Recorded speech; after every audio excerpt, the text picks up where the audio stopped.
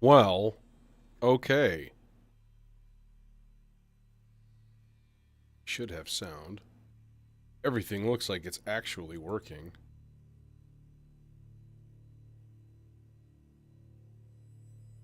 I hear a bass note. Oh. G. Oh. I had a little accident in the dye lab this morning. Covered with purple and red.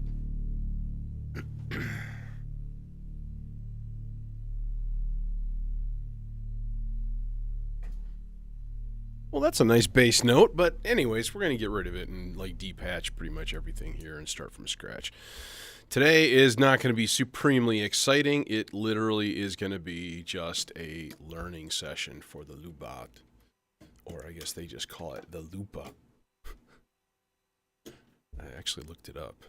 If you were Gaelic, how would you pronounce this? And they're like, Lupa. Like, oh, I see what you did there. Clever girl.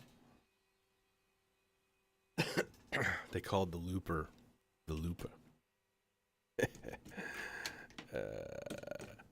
Okay. Let's get all this shite out of the way. Boom, ba boom. Ba ba ba boom. I'm going to keep the melodizer hooked up, at least. And like ready to go because I have a feeling that I'm going to be adding that.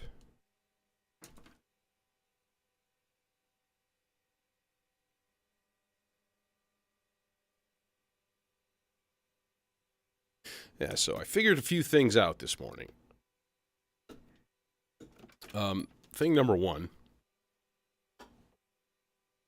is that while there are 10 presets in the Lubadh, in its config files, there's really only 2 that you can load at any given time.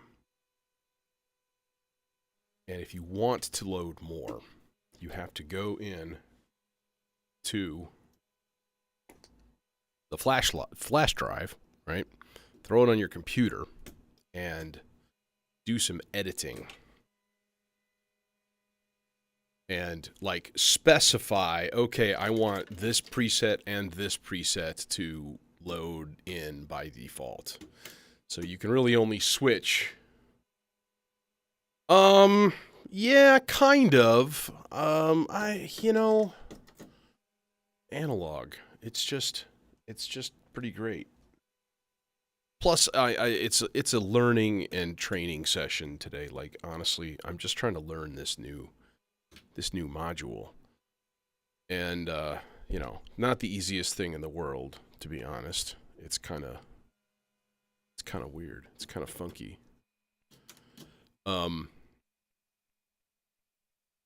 But I think I'll get back into it. I think it's also an inspiration thing. I actually was I was sitting last night, I was like laying in bed going, I need to like just write actual songs and start writing lyrics. And then like literally at that exact moment, a couple of lyrics popped into my head. And I was like, okay, that might be kind of cool. So I might actually stream Reason tonight and try to put some stuff down on tape, so to speak. It just depends. I don't know. I've been a little bit doldrums, a little bit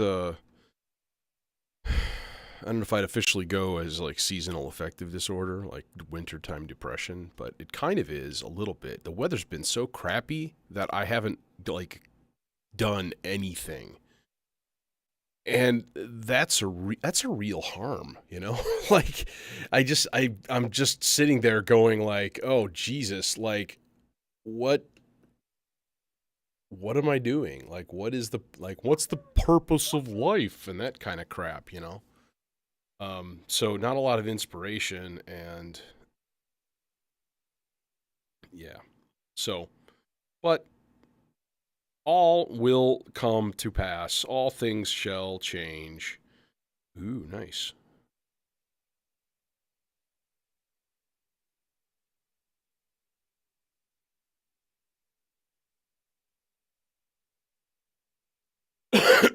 All right, so let's hit this up here for a second.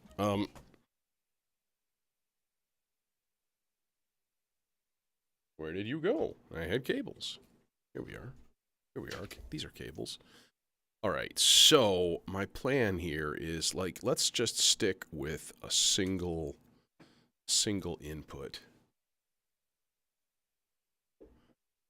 All right, and we need to patch an output as well. Let's use, for now, we'll just use reds for outs. We can just run it mono because it's not really going to do anything more in stereo.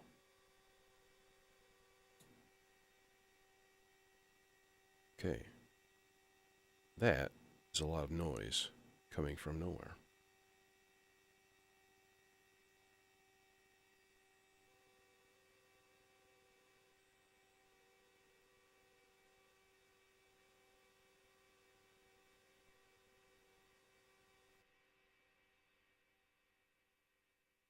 There's like a ground loop or something.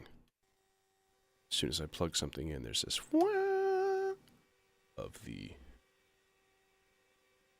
reverb and stuff. Yeah, I keep looking like that Ben Jordan video that he did where he talks about the cost of ownership of various DAWs over time. And, it hits FL Studio and it's like $4.99, this is it.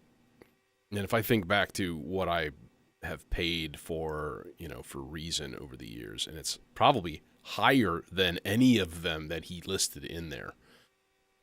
And that's just a little bit harsh. So, I mean, I've been thinking about Bitwig for years now, especially with like the grid and stuff like that. But then there's all the bullshit that went down with Bitwig that makes them less nifty. Okay, do we have an input? Do we have anything? Hello? Oh no, we don't. Volume was all the way down. Okay, now I need to fire up my manual. Oh, that's right. I wanted to try to...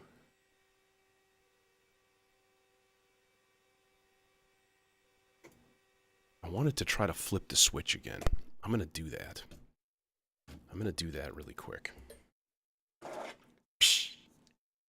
Okay, so there's a switch. There's a tiny, tiny, tiny little dip switch mounted on the circuit board. Not a dip switch. Just a little tiny little switch mounted on a circuit board inside this thing on the outside edge that turns on or off the capacitive plates on the top so that you can control the speed of each deck by touching this area around them. And it looked to me like that switch was on, and I never did get it to actually work. So that switch, and there's no way you're going to be able to see this on camera, unfortunately. But yeah, but getting the finish. That switch is right here. It's this tiny ass little thing. And it looks to me like it was on before. And that I just turned it off. So I want to do a little bit of experimentation, and I think I'm going to leave the knurlies out for now.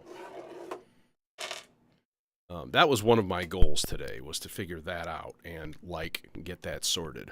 Okay, output deck A, and then we'll just throw a little bit of something.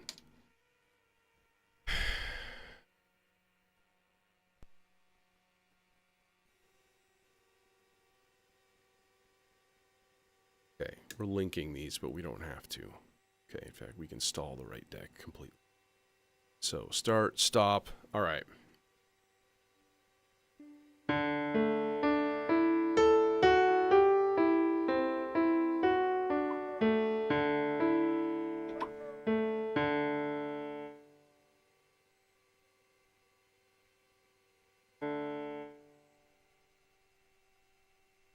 Okay.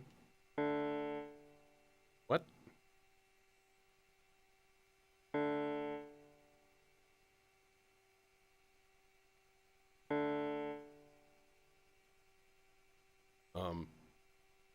That's not what I was looking for. Okay, now I switched the monitoring on this yesterday. So really quick, I want to fire up two things. The Lubadh 2.0 startup. There's like a startup guide. It comes with a startup guide. It's too fucking small for me to read. Okay? So like, look. Like that. I cannot read that from here unless I have like reading glasses with me and so on. I'm old. Okay, I don't really just want the manual though. There was a startup guide that was actually really handy. Quick start guide. There it is. Okay, quick start guide. And this is the exact same thing, but now it's on my computer and I can actually, you know, see it. Seeing is useful. All right, so let's try this again. Now, number one, I have the monitoring like off. And I forget how to change that. So that it doesn't monitor, let's see, 1 and 2 and 3. Okay, so 1, 2, and 3. So we can turn it off or we can turn it on completely. So now...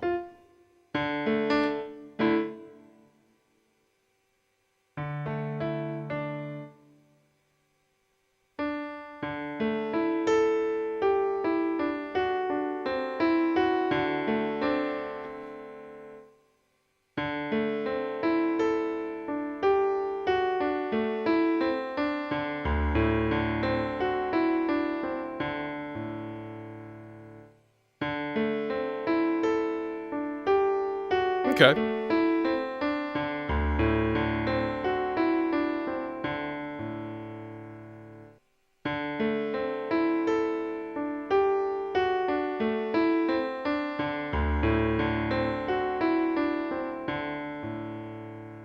See, it's definitely not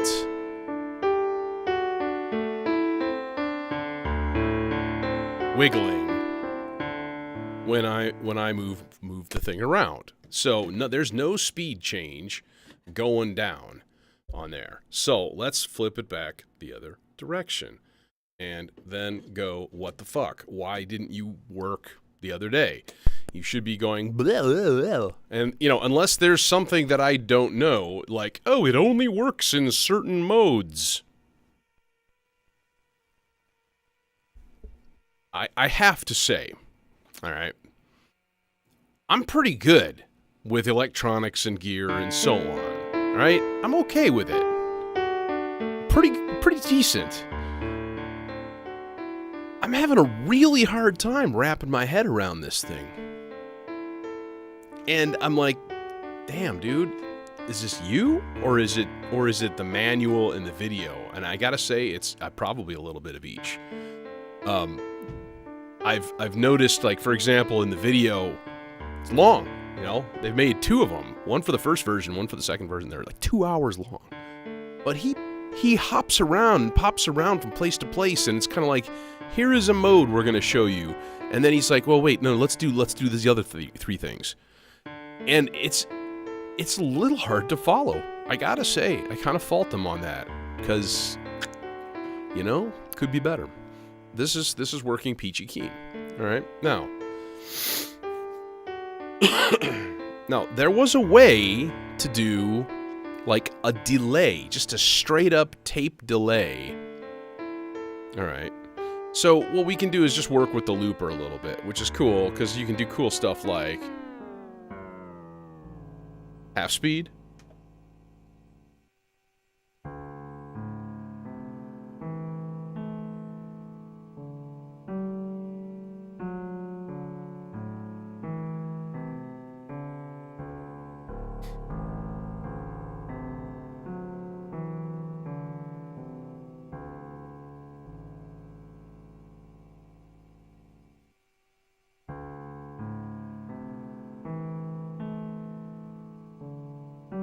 Now, what's cool is then if we record something when it's half speed,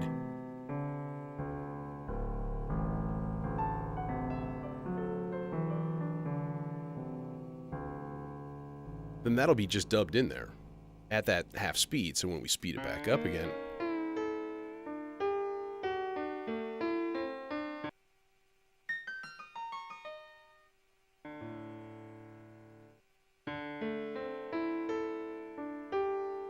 but see, it didn't overdub. So what's the deal with that? How do I get it to just overdub? To just add?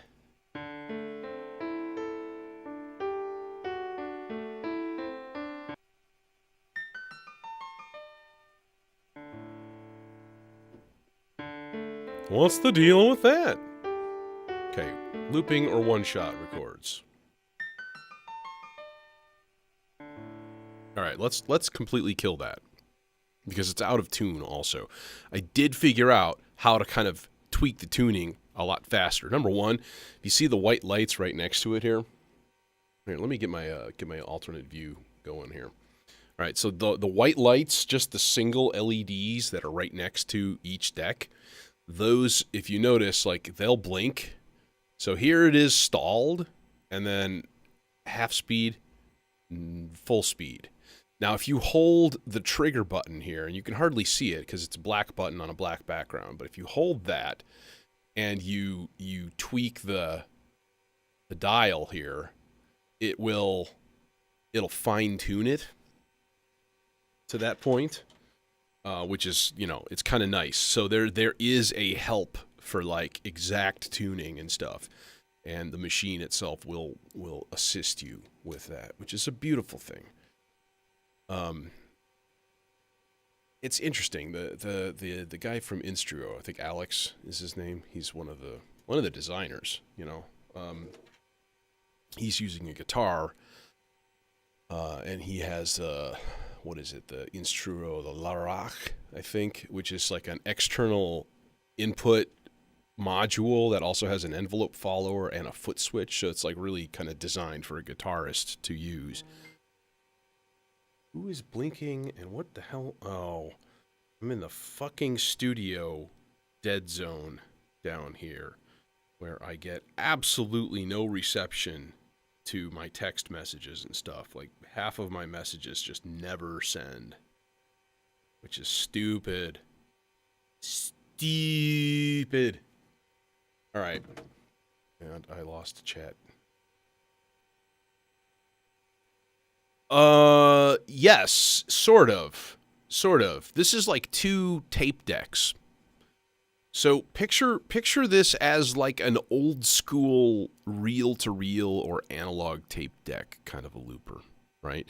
Including the fact that the inputs have analog compression and saturation and stuff built into them. So you can really get like a nice crunchy sound going, which is cool. Okay, so toggle through the looping and one-shot modes by holding button 1 and pressing button 2 for the left deck. Okay. But I don't really want to do that.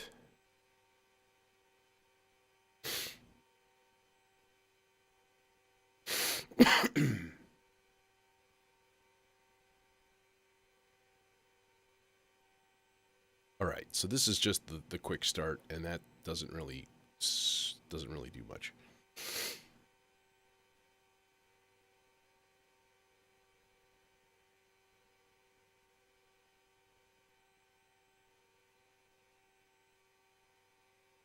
All right, well, let's try recording something again here. See what happens.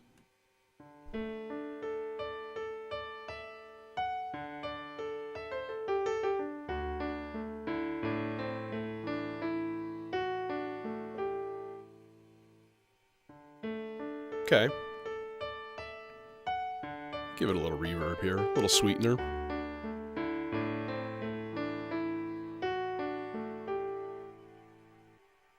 So, again, we can reverse it.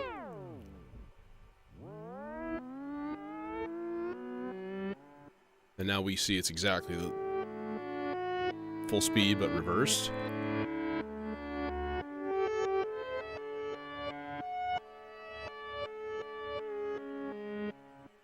Oop, I kicked it out.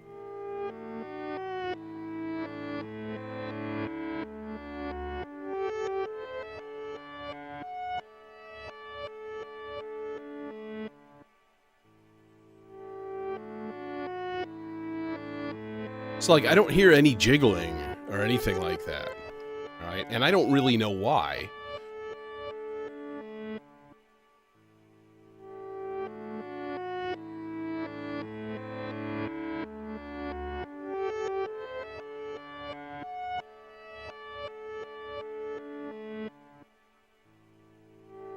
So if I go half speed reverse...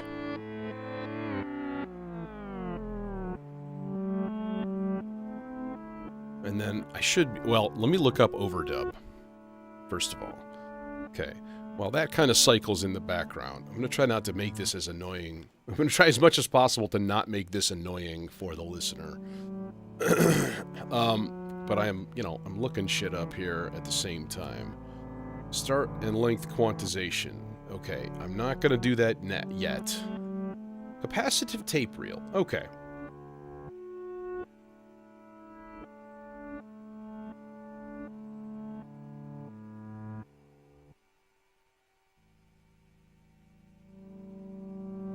Oh, there's a trimmer. There's a trim pot on the front panel. I wonder if I need to, like, crank that up.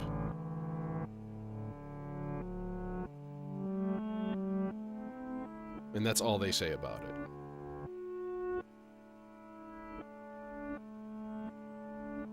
Alright, now the question is, can I access that? Ooh, it's really small, but I think I can. In fact, do I have this? Yes! I have a tiny, tiny, tiny little bitty screwdriver here. Perfect for this. Alright, but I'm going to need to illuminate it more. Just don't get old. That's all. Alright. So where's it at right now? I'm going to turn it to the right.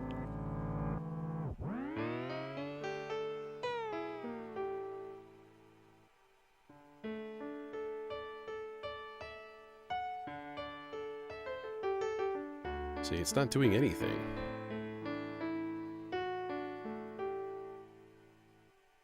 Crank it up.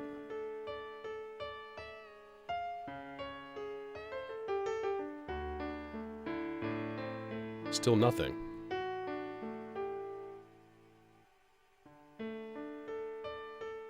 I'm going to turn it all the way to the right.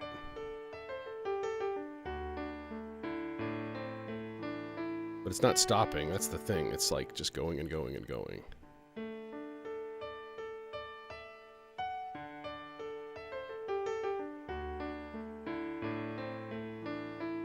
So I have no idea if this is actually doing any kind of calibrating.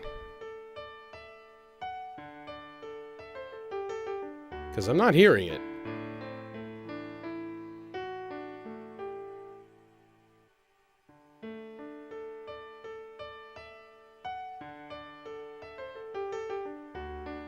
I'm not hearing it do anything. And I'm turning that trim pot, and I'm moving my finger around on...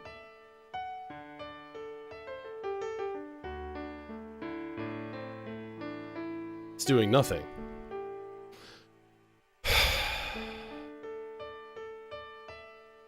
See, this is frustrating. It's like, is it me? Is it the machine? Is it broken? You know, it's not doing anything. We should hear it going like changing speed as I touch the thing.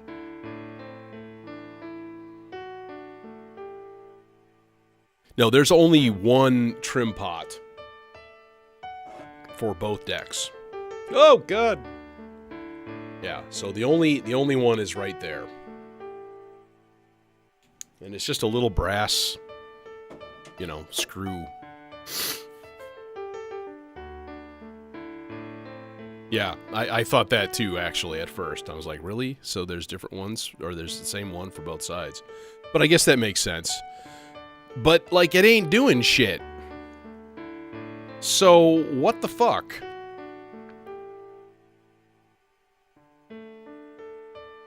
I don't know. Let's try it for another 30 seconds and see what happens.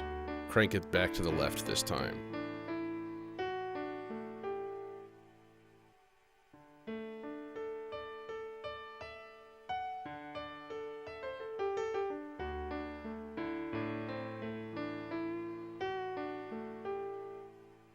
And of course, I keep kicking the tuning for the speed.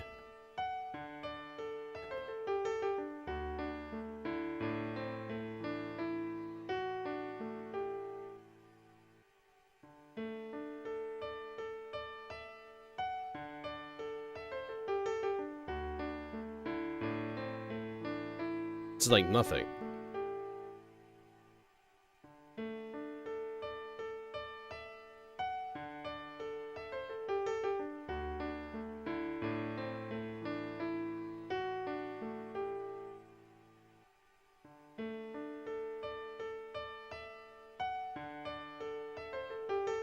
Nothing. So I'm going to email them. Okay, record, overdub, erase.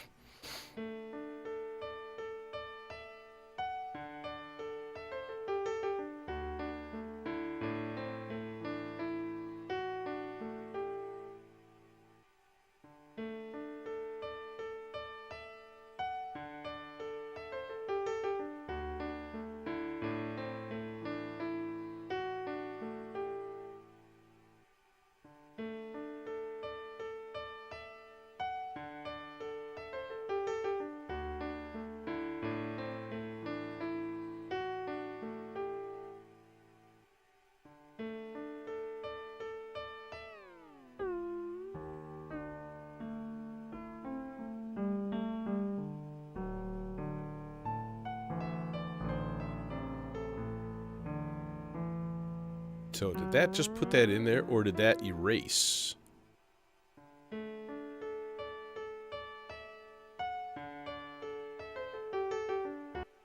Yeah, see, it erased.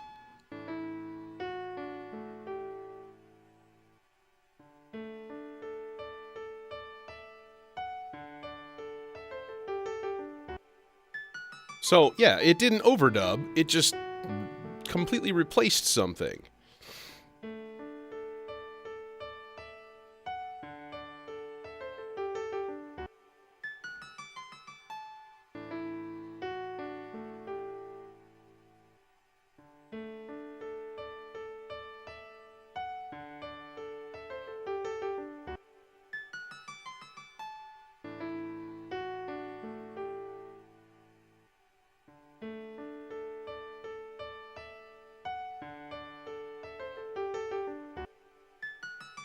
So that didn't work. It just didn't work.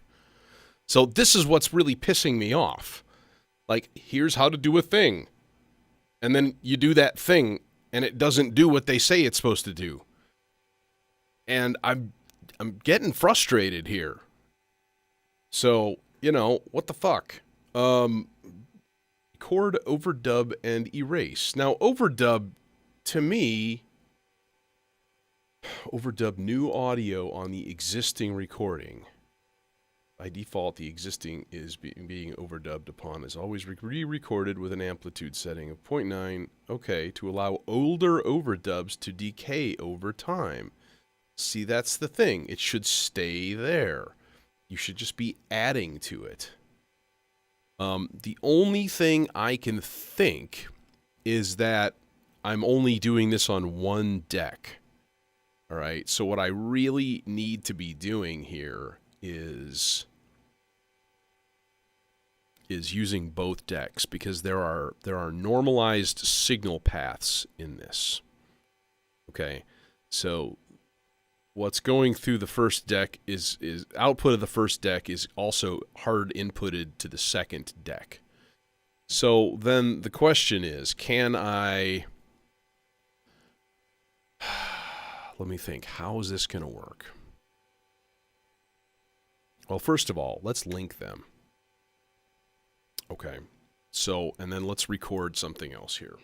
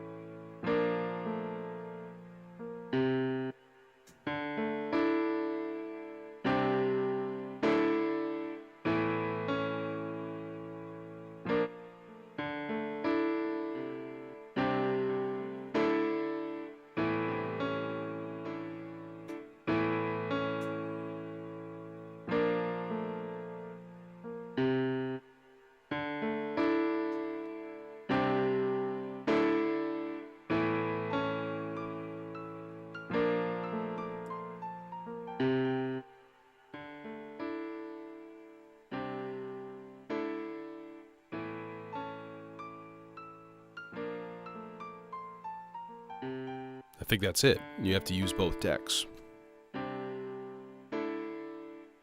Which makes sense. I have a reel-to-reel at home. And I fucked with this for a little bit, but dude, 20 plus years ago. Like, it's been a long time. And if you look back at the cool pictures, like the stuff that I grew up listening to, like Brian Eno, Robert Fripp, where they're using these ridiculous tape loops and constructing these huge things. If you look at what they were doing, they had like 2 tape machines with like really long, 10, 15, 20 foot long reels of tape strung between these machines. And one of them was like playing back what the other one was recording, and then the output of the one was going into the other. So it would make this constantly cycling loop, and they would just add to it.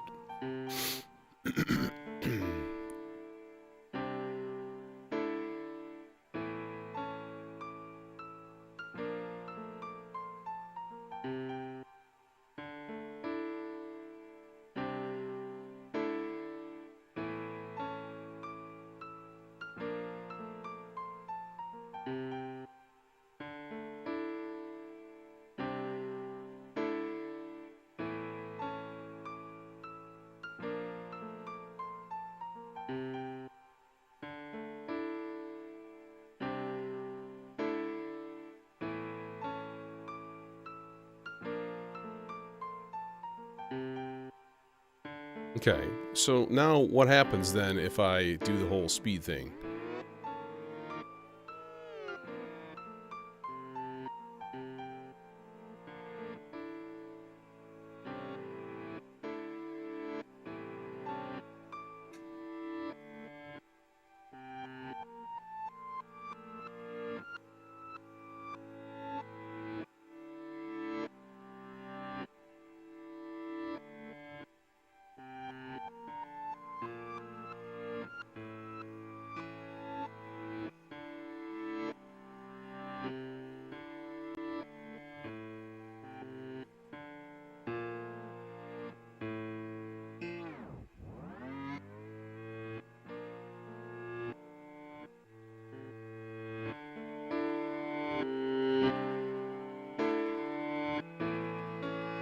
So now we got the forward loop and the backwards loop that I just played in. So that's kind of dope. Okay, now what if is this in stereo like this? I'm gonna doubt it. Bet it isn't.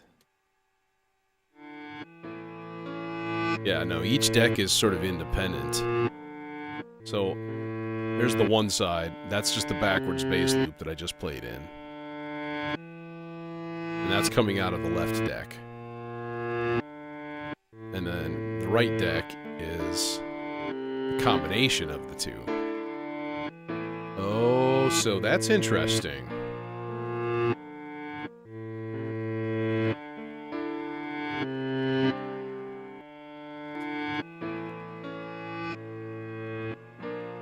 So we'll just stick with the mono signal for now. That's totally doable. Totally workable. Hey, Daniel. And CRL.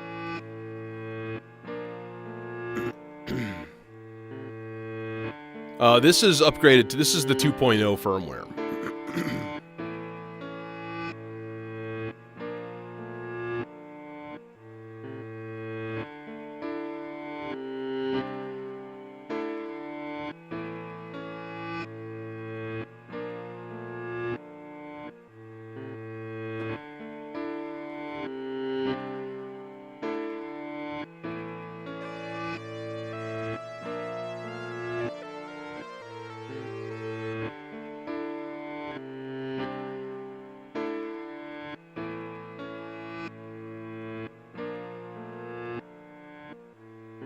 Okay, so right now, let's do a thing. Let's erase both decks.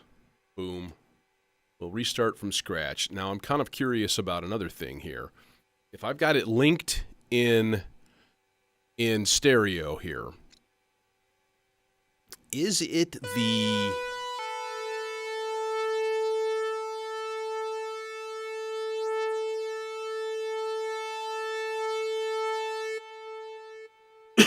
Does the input level have something to do with whether it's overwriting or overdubbing. I don't think so. I think, again, if you think of it as analog tape, right?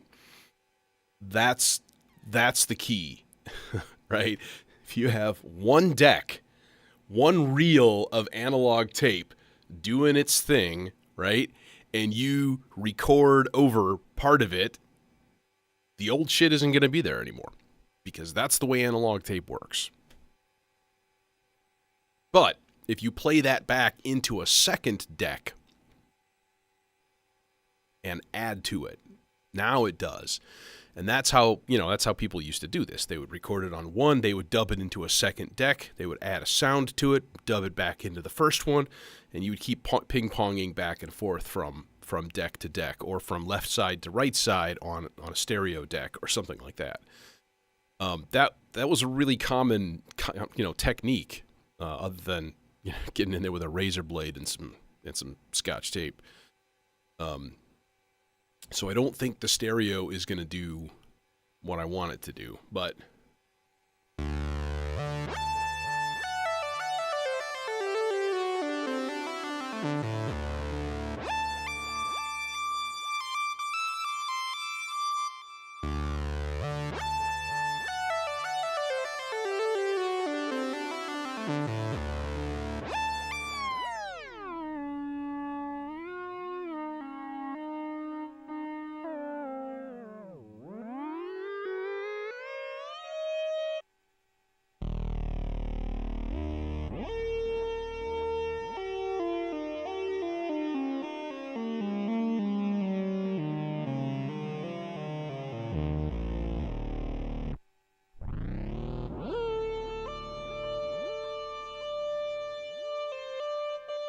you could hear the sample rate reduction too.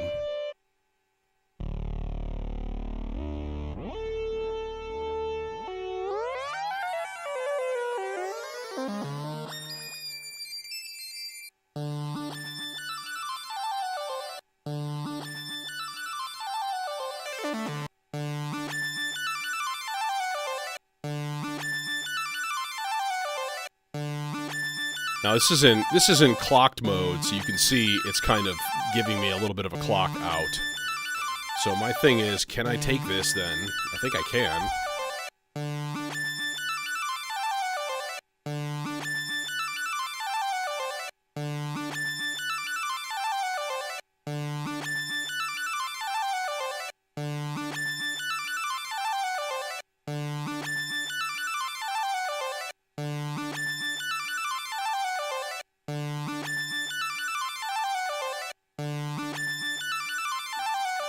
And synchronize this with like a sequencer.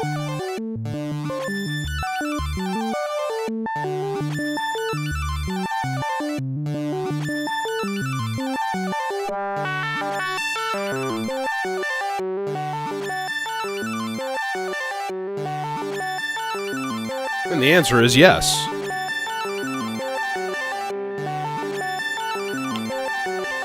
All perfectly on the beat. Everything is perfectly on the beat. You can see the clock pulsing here.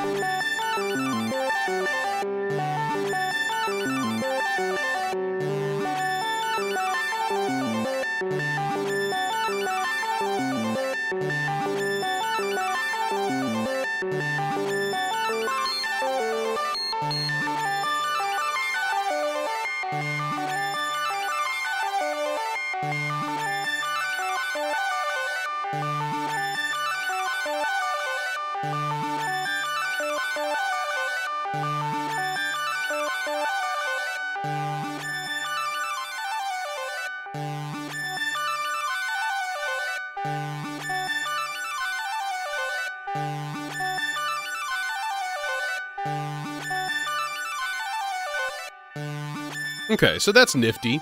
That's cool.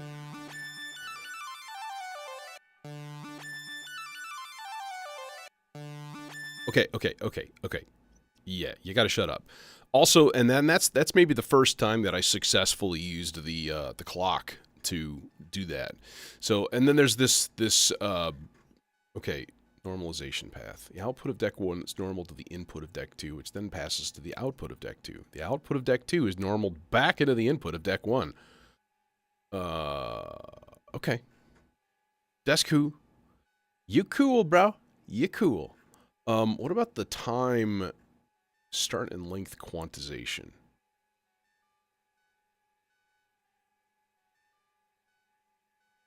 No. What I'm really looking for are the time modes here. All right, so there's a few different time modes that, all right. Position, record info. Oh, maybe I didn't quite get there. Retrigger, shift button. All right, I got it. I got you. Time knob sets the multiplication factor of trigger signals generated on the clock output. That assumes that you are in time modes, that you are in the clocked mode. I don't really want to do that. So right now I'm in the clock divisions mode. Okay, and it's a simple thing, right? You just hold 1 and then press the record button. So hold that and then click. And then the pulsing amber should be tape delay mode.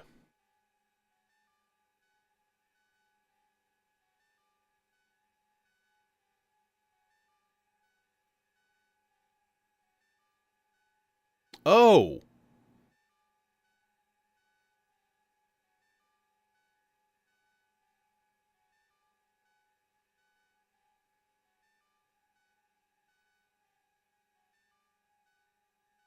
No, a solid lit amber. There. Now the time pot here is going to be the level of overdubs. Aha. Aha! Okay, we want to full length this, both of these, and then let's just re-record something. Something less stupid.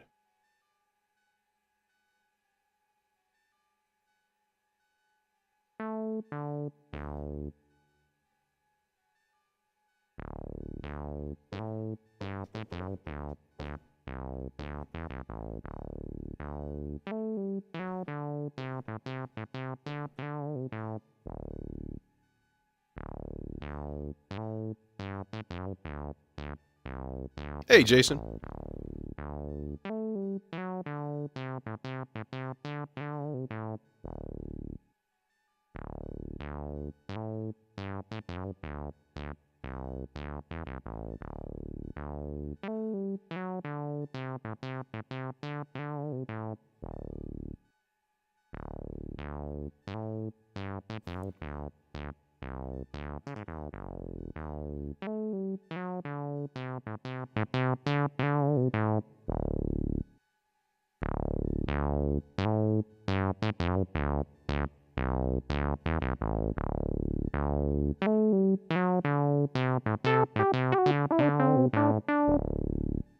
Now, did that add?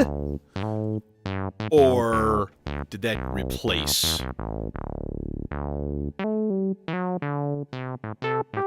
It added! Hey, we figured something out! Happy days. At least for 5 seconds.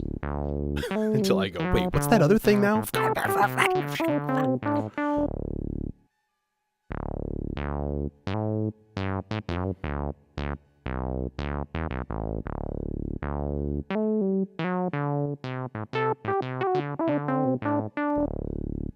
I had a crazy thought, by the way. The crazy thought was get a second chainsaw and then chain their inputs together like this and then run one an octave low so that you have like an octave split supersaw. And I was like, that might be fun. No, there has to be a better thing than that. I've got a stupid amount of like 5 HP here. It's 6 HP. It's like a dumb amount to fill. So we'll see.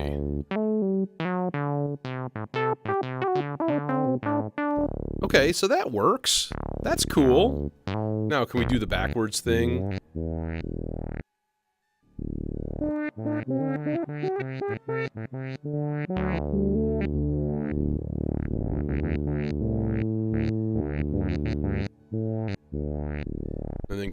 back. Yep. Beautiful.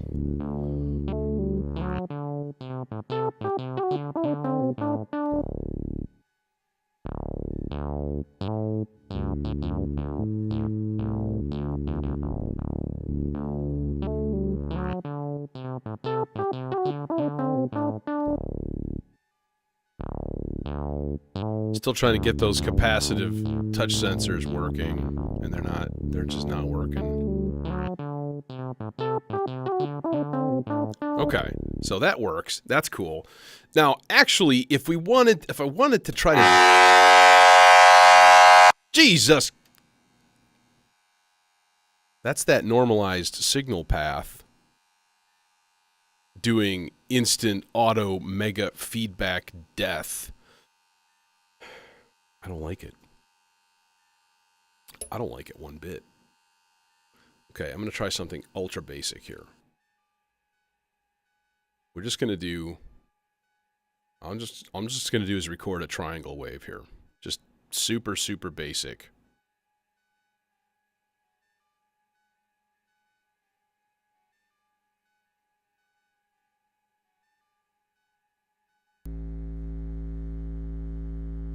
Now, if I hit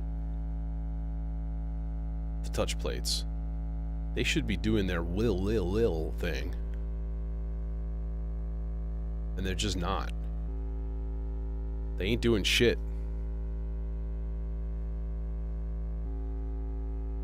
Hey. Yeah, so again, there's a calibration pot here. But the problem is, it's an endless calibration pot. So I don't know how sensitive it is. Like, do I have to turn it 49 times to get some sort of thing going here?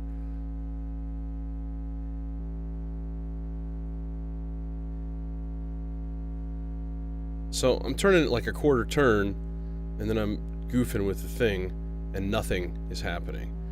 So it should be wiggling pitch. It should be like... Bleh, bleh, bleh, bleh. But it's not. So, you see, this is a problem. This is an issue. Capacitive reels are not working. Like, at all. So, you know, motherfuckers. What the fuck?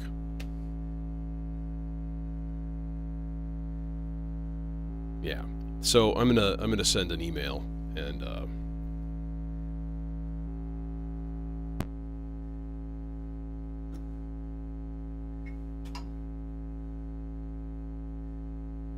you know, maybe it's just I'm doing... This is the thing, right? Maybe I'm just doing something wrong. Like it only works in a certain mode. That kind of thing. And how do you know? So this is exactly... I was saying this earlier. So I hate to sound repetitive, but I think it's an important point to note if you're looking at this module. Yes, they put out a 2-hour-long video. Yeah, the manual is pretty okay, but kind of not, right? There's a lot of use case stuff like, hey, if you're going to do this, then do this, that they could have filled the manual with, and they didn't. And instead, the manual is just, here are the features. Do what you want, right? The video is like, here I'm going to explain a couple of the features, but then I'm going to get sidetracked and I'm going to try 15 other things. And by the way, I'm doing this all using guitar, and that's not what most modular people are probably doing. And then, what the fuck? So, yeah. And I've watched their long video probably 5 times now. And yeah, every time I watch it, I pick up some new thing. But honestly, that's not good time. To watch a 2-hour video and pick up one little bit of useful information, that's not worthy of what to do. So, annoying, right? Learning curve. Learning curve is huge. Um, user definable controls. Okay. So the presets, preset loader, and so this is presets A, 1, 2, and then 3. Basically, that's what you're doing. So in order to look at the presets, you have to pull out the USB drive. Okay. And I could do that, but that's not really going to show too much. But what I will do is do.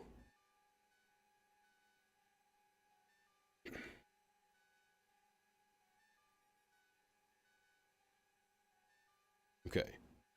So preset A and preset B is really all you have internal access to here. So what you have to do is go onto the USB drive and designate which of the presets are A and B. Now you can put your own presets in there. It's a text file. So you can go in, you can edit your own text file, and it's all, everything is listed in there, right? So it's like, you want this parameter to be this, you hit a 1 or a 0 in there or whatever. It's pretty simple editing once you understand what the controls do, right? I get that. And then you basically designate, okay, here's what my preset A is, here's what my preset B is. And if you want to swap those over, what you have to do is pull the drive, edit it on a computer, what your preset A and B are, put it back in, power cycle the module, right?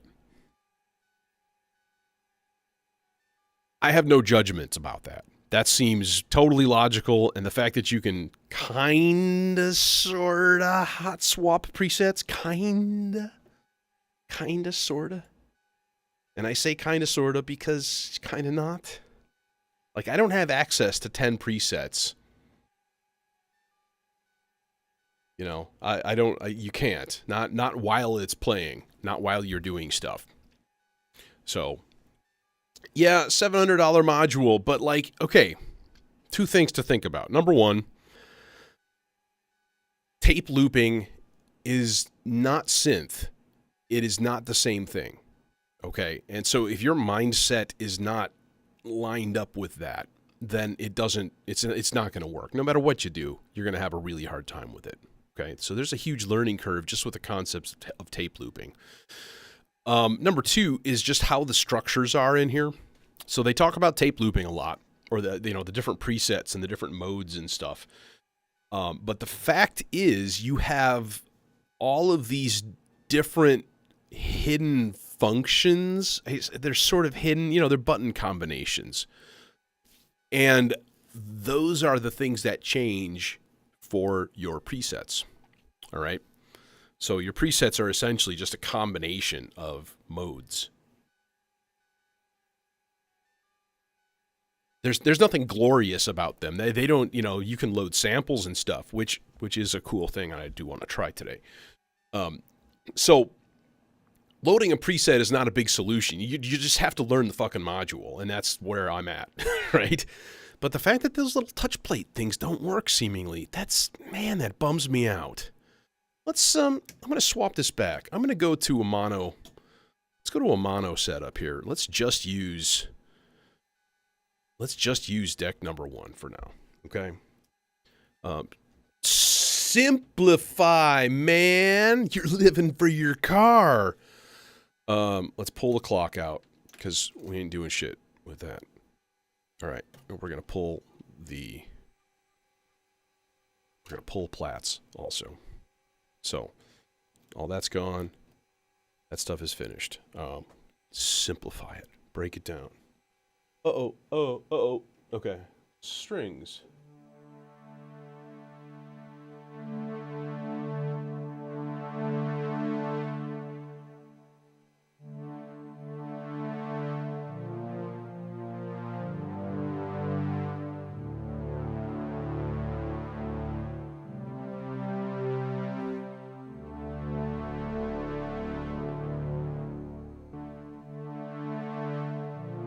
Okay.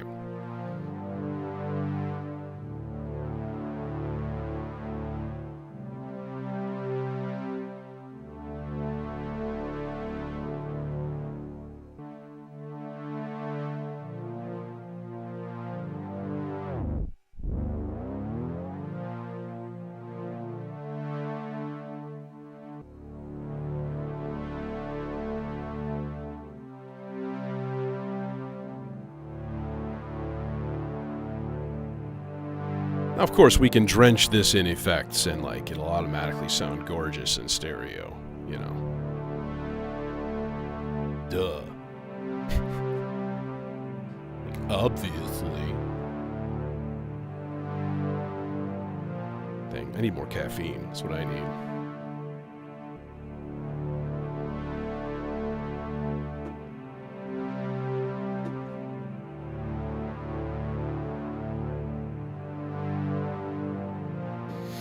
Francisco, I couldn't reply back because I'm in my studio dead zone down here and my texts won't send.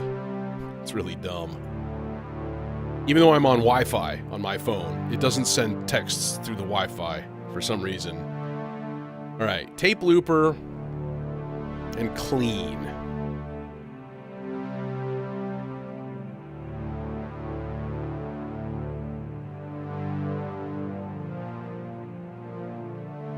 Okay. See, what I want to try are a couple of the other ones, like multi-tape, which is like a multi-tap delay that's essentially simulating multiple tape heads on an old school tape delay, which is cool. Now, does this work, though?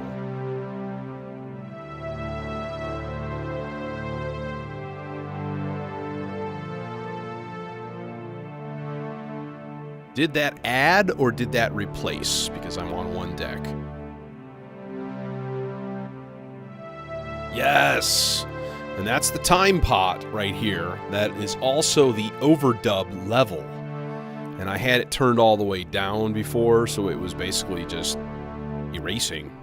And not overdubbing, it was replacing. Now, you could have this going in both decks at the same time in different speeds. So for example, if I wanted to take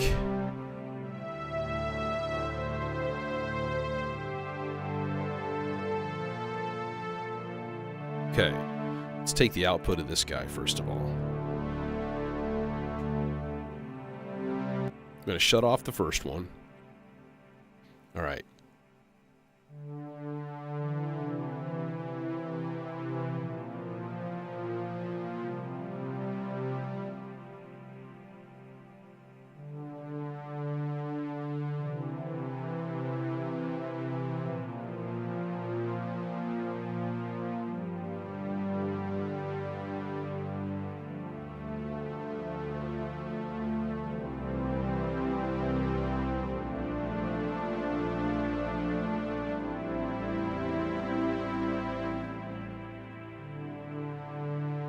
There. Now they should both be going now.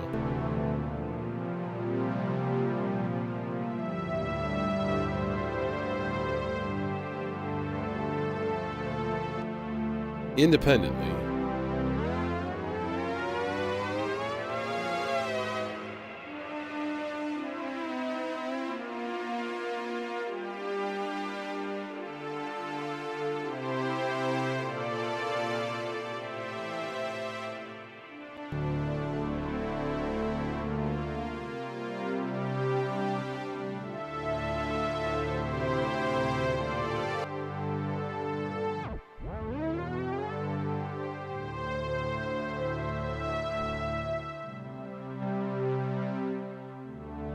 Yes, well that's exactly it, a space echo, right? I did not look at the 18-minute thing because I had to get it from my phone to my computer and my brain just wasn't working last night. And yeah. I was being lazy and tired and I don't know. Whatever. Hey, Chris.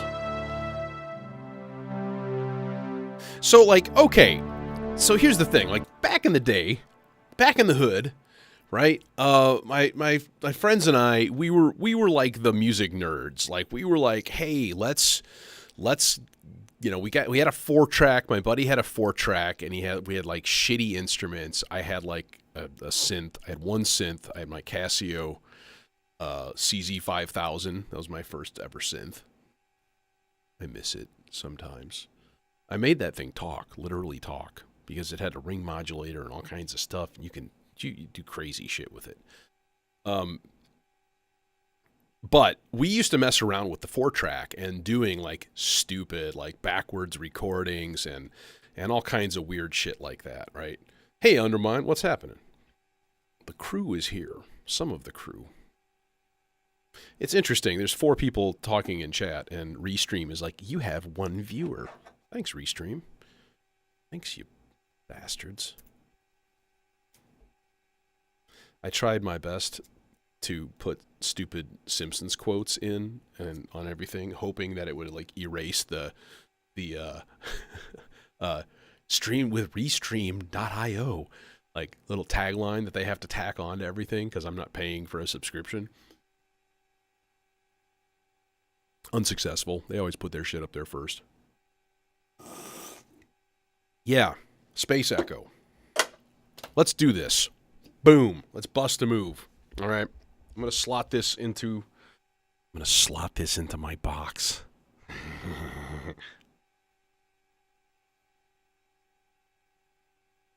Is it facing the wrong way? I don't know. No. No, stop asking to back. I don't even use Dropbox. Why y'all like, do you want to like use your Dropbox to back stuff up? No. Go fuck yourself. All right. Firmware, presets, samples. Now, if you're curious, here's what this looks like. All right. Oh, God. Let's get that, like, off the screen. There, just, like, move away. Just go away. There. All right. So, so here's our presets, right? Firmware presets. Broken tape, classic, but here's the deal, right? Preset loader. Here's the preset loader. And then what you do is you just specify, okay, tape looper and clean. So what I'm going to do is take clean out of there. And I'm going to do multi-tape instead. All right, so what you do is you just, instead of clean, you just type in the other one.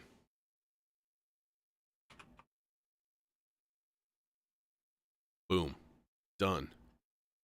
Right? Save it. Done. Simple. Right? Now, module, power down. Slot in the USB. Power back up again. And this is, by the way, it's actually loading all of the preset files and doing its thing right now. Because I'm sure it's got some ridiculous... The processor in this is probably more powerful than any computer I've ever built. Because that's the way shit goes today. But look at it. Takes a while. It takes a little time to boot up. Which kind of surprised me, like, the first time. All right, we got stuff on our decks, and we're just going to erase those things. All right, now, how do I cycle from one preset to the next? This is the question. So to toggle between deck 1 and deck 2, then press, this is toggle between presets, deck 2. Okay, but how do I know which one is which? So if I do this, let's do the link button so that it links both of these. And I click one button, then I click it again. Oh, it blinked amber, the second one. So the first one, it blinks white, and then it blinks amber. Well, which one is which?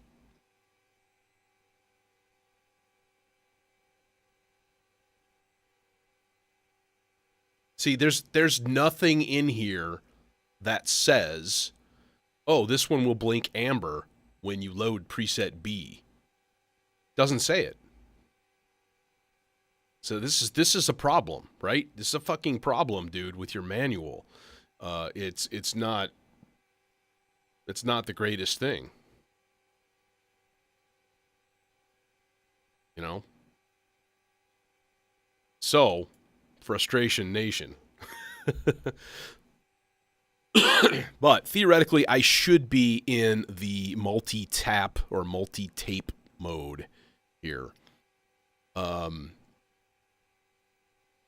Multi-tape. Uses multi-taps for multi-tap delay lines. Okay, and this is a goofy thing because You re-trigger and shift button will create a new playhead tap that will start from the active start position in a buffer. If 4 playhead taps are currently active, okay.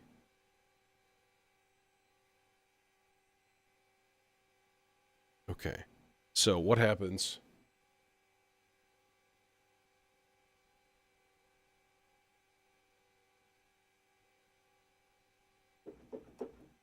What happens if we just record something?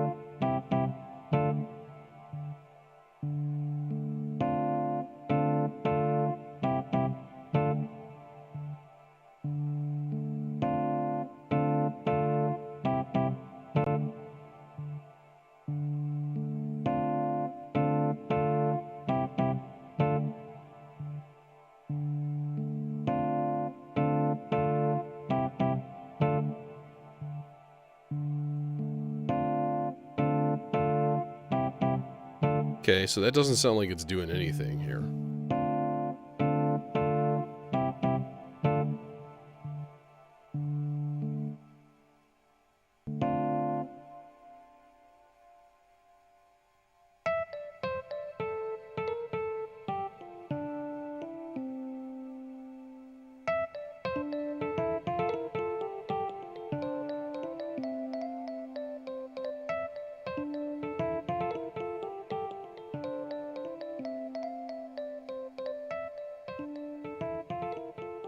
But see, I don't hear...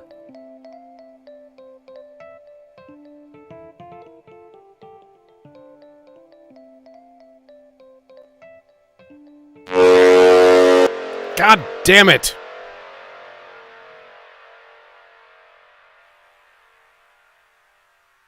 You'd think that they would have figured that shit out. Like, oh, you pulled your input cables out. Let's not make it explode. How about that? But no! Testing. Oh, that's going to completely screw up both decks because that feedback. There we go. Now you see what I'm doing here.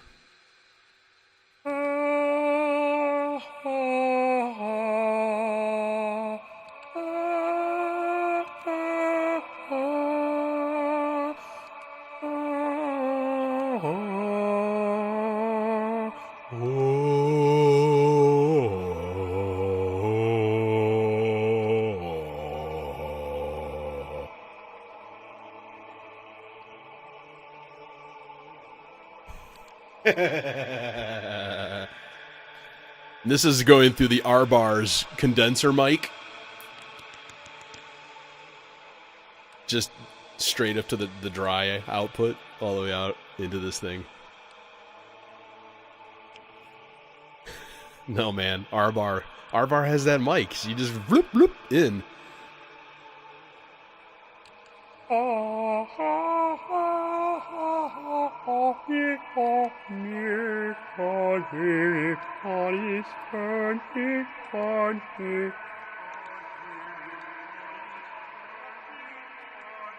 Now, I think if you just leave it in record mode, it will keep going. It'll start to decay.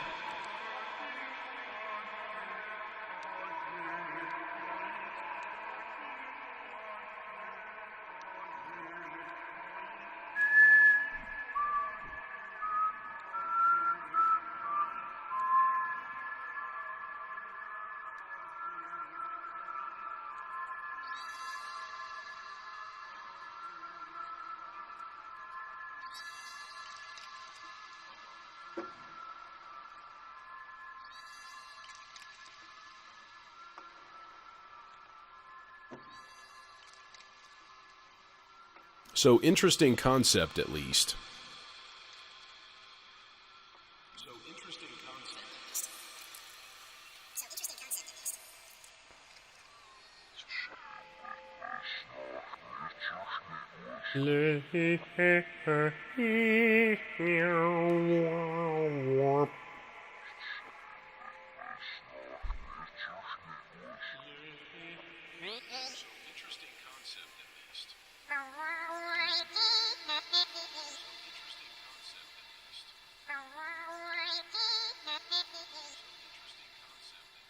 Oh, the R-bar mic, you just don't plug anything into the input. And then adjust the input level so that it starts tweaking the light a little bit. It's pretty easy. You really want to go wacky on this? Let me turn up my monitors so it feeds back into the microphone. Sorry. Ooh! Ooh!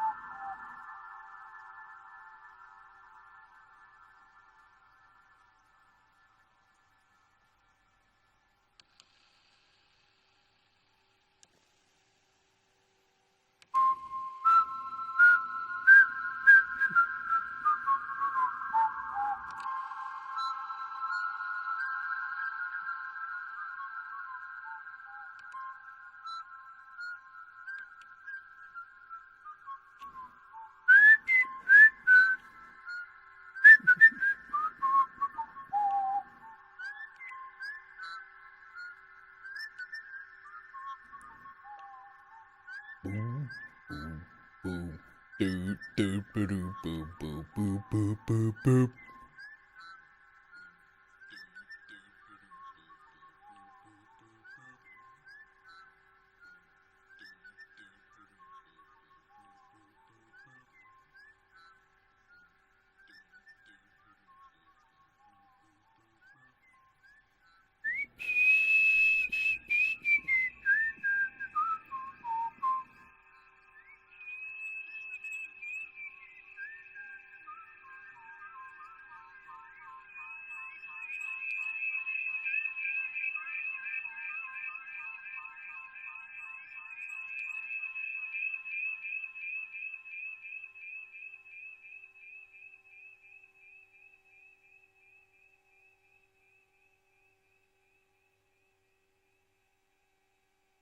Oh, I know what I need to do. What I need to do is turn on the audio monitoring and make it different.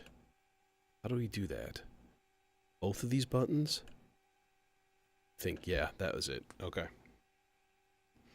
So when those buttons are flashing, that means it's not constantly monitoring the audio. It's only monitoring during recording. Which, like, to be honest, that's kind of frustrating. I feel like you should be able to switch to that automatically when there's nothing plugged in here. Like, it should just shut off monitoring when you take out any input cables. Hey, Ian. Okay, where were we? Oh, yeah, we were doing this stupid thing. Let's kill that. Okay. So now if I play something on my synth here, nothing, you don't hear anything.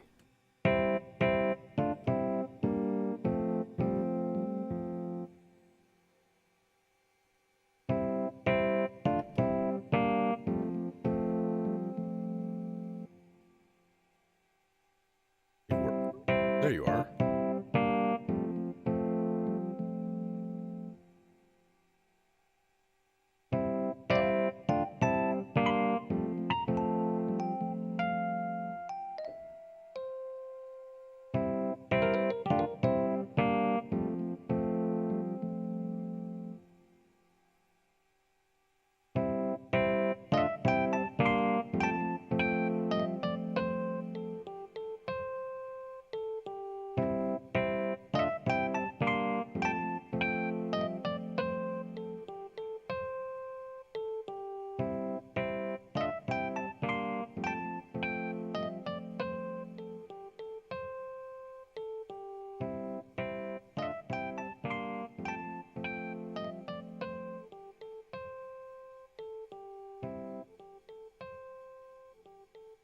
See, I don't think it's in the preset that I think it's in.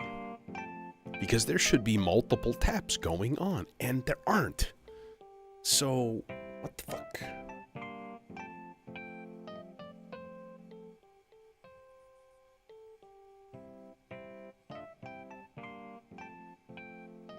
Okay, erase. Erase both decks. Do the thing. Now, that behaved differently that time. I pressed it a couple of times, and then it finally did the thing. So, let's see what happens.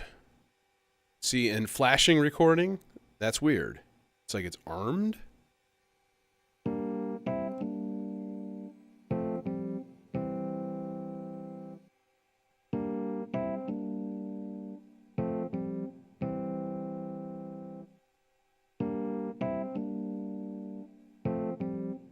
And then when I do the length and stuff, it's not infinitely variable. It's like it's always clocked or something like that. It's kind of weird.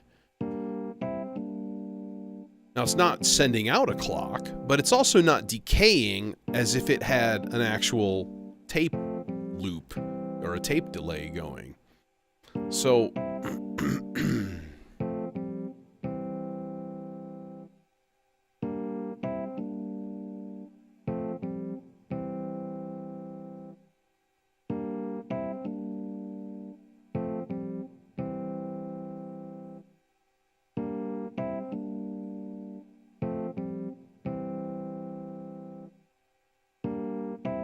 okay.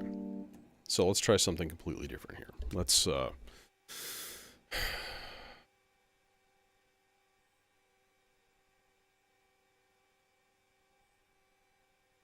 it just doesn't, I don't know which preset it's loading. I have no idea.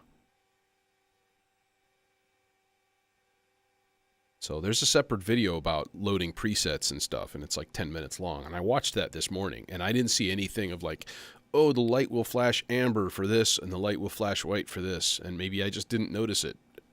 Totally possible. So, well, that's what it is, right? This is a tape looper, right? So it's whatever. These aren't samples necessarily that I've loaded. I'm just recording them. I've got a synth behind me, right? Which of course is not monitoring, so that it doesn't explode with feedback and horror. We can make it.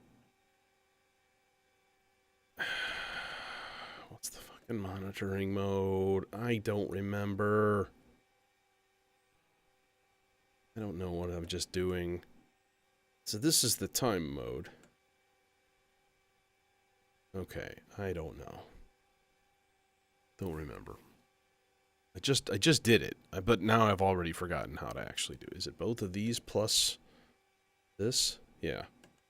So now it's on constant monitoring of your input. So you can have it shut off the monitoring completely, or you can only have it active monitoring, so that it's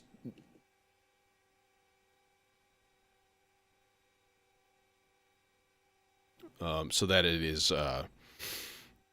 only when you're recording, essentially, right? So now here's the question: how do we load samples? Because there's a bunch of samples actually on the USB drive that you can just pull. You can load loops and stuff directly from there.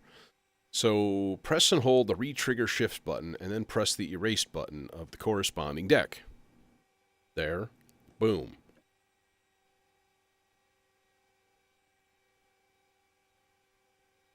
All right, the time knob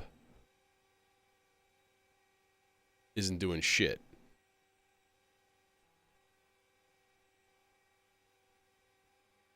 Okay, 2, 3, 4.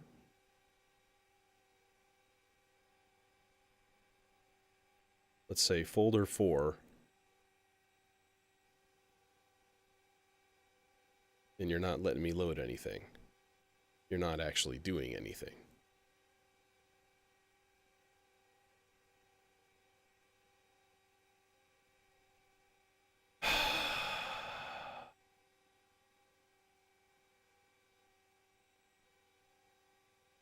Okay, press re-trigger shift, and then press the erase button. Okay. So then the time knobs should be loading fucking samples. And there's nothing happening. They're just pulsing. They're just doing their thing. If you push this and hold it,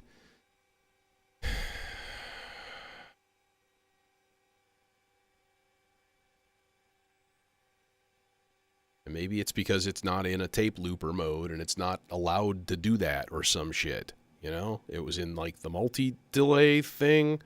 So again, I don't know.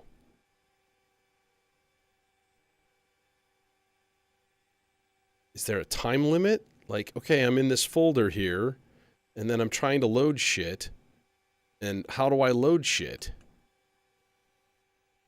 Like, what is happening? I don't know what's going on. Why are my inputs flashing now? Or my record buttons flashing? It's driving me fucking crazy. Because this should just be an easy thing that works, right?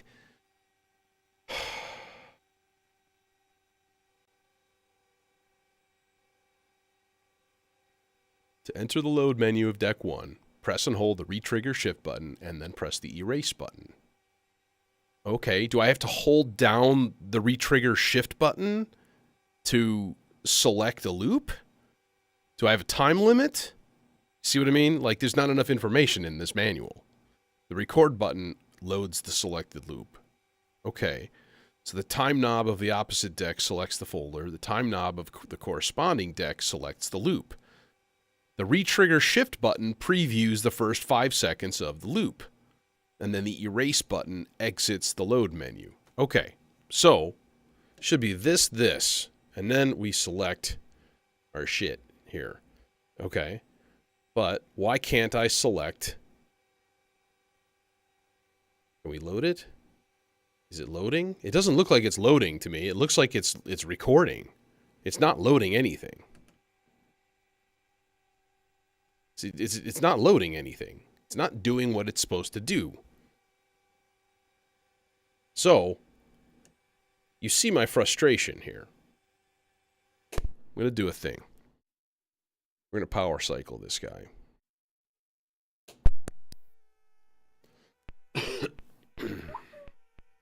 We're going to reset it back to normal.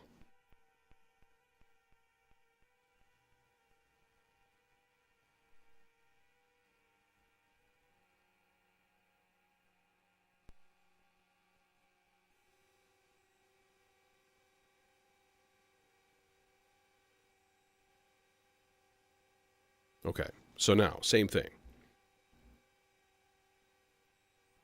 Okay, now I should be in loading mode.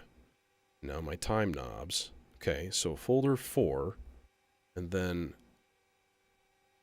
See, this is not changing to fucking suit which folder I'm in.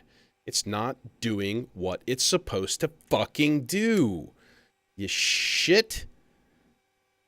And then if we hit go, what's it doing? It's not doing anything that it said it was supposed to do. It did nothing that it said. I'm going back to the default presets and see if it works in there.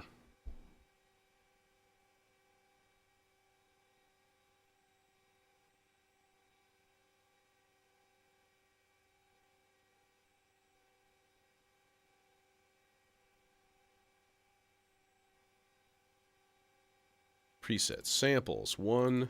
So there's 12 folders. Oh, shit. They're empty. What? Okay, this is a problem. This makes sense. There's no samples there. They're supposed to be loaded with samples. Interesting.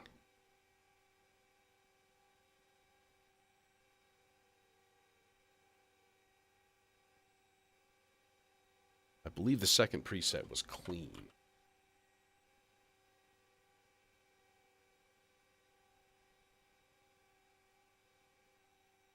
Okay, toggle preset button. Simple. Okay, feel free to edit it. So there's nothing in there as far as like, hey, it'll flash amber or it'll flash white. Okay. So, yeah, it's definitely time to email Instruo. Yeah, they supposedly included 5 or 6 gigabytes of samples that they curated in their labs. Drum loops and instrument loops and all kinds of shit. And my folder's empty. So, interesting. All right. So there's nothing that I can load. There's no. I'm like still thinking like, oh, I got to try to load a sample. Well, there ain't no dang samples in there, so then it's not going to happen, right?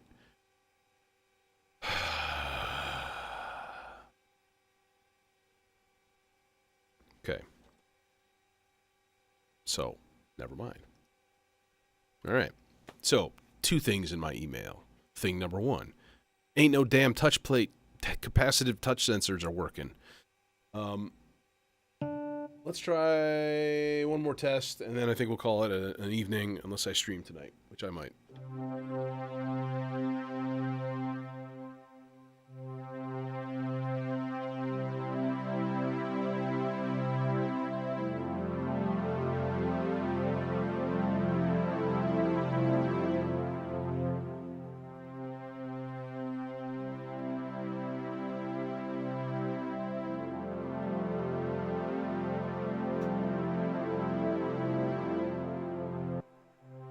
Oh, I see what you're doing. Recording in mono. Let's retry that.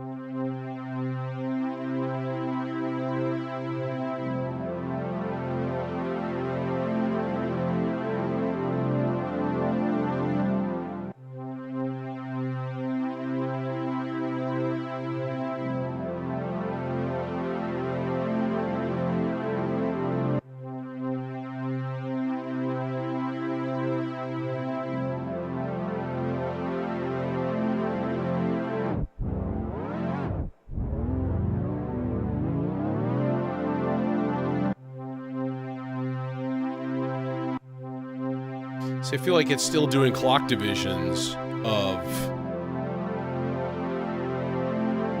And you can't adjust the start point. So why is that? Why can't I adjust any of the lengths on either of these? Can't do anything. So it's not behaving as it just did before.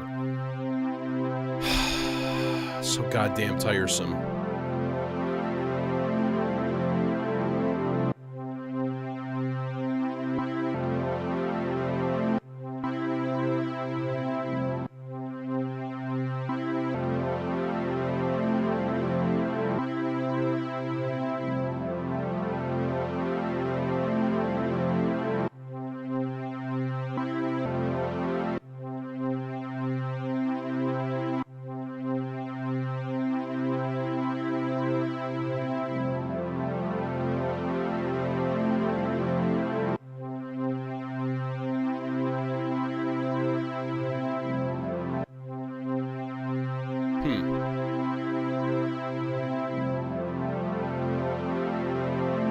Don't know.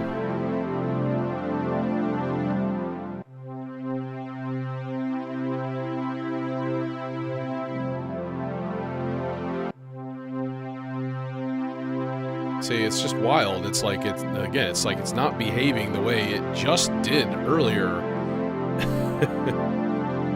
Fuck.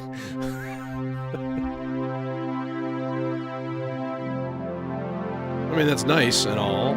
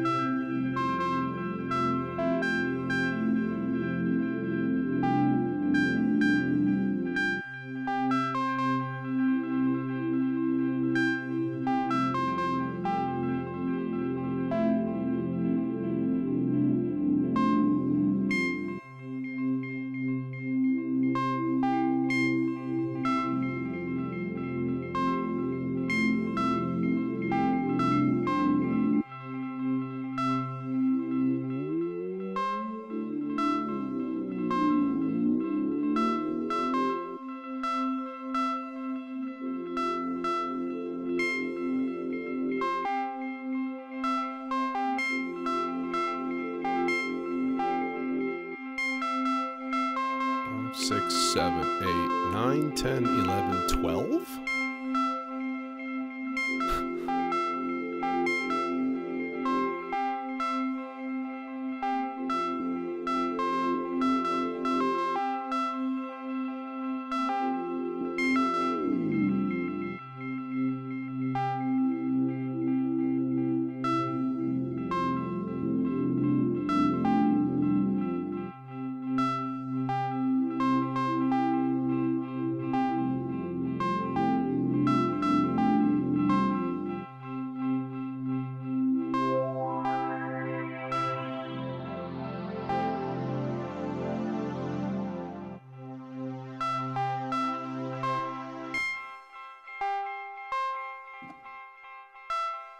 Couple things to try here. Number one, let's clouds this guy.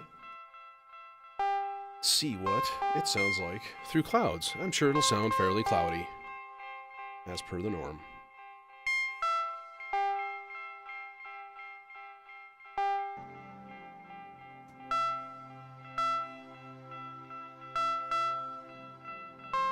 Bro, why are you so quiet, bro? Why are you so quiet, bro? Bro, why are you so quiet?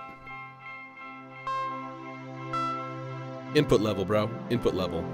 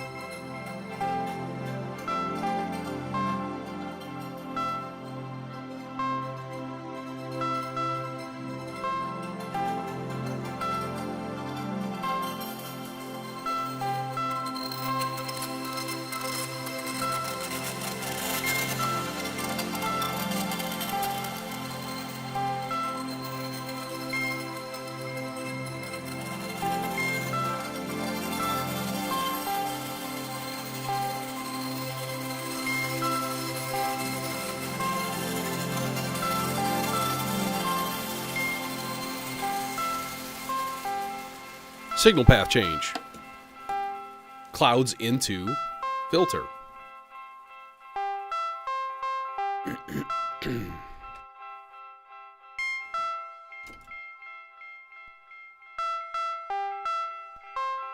Seems like perhaps a better idea.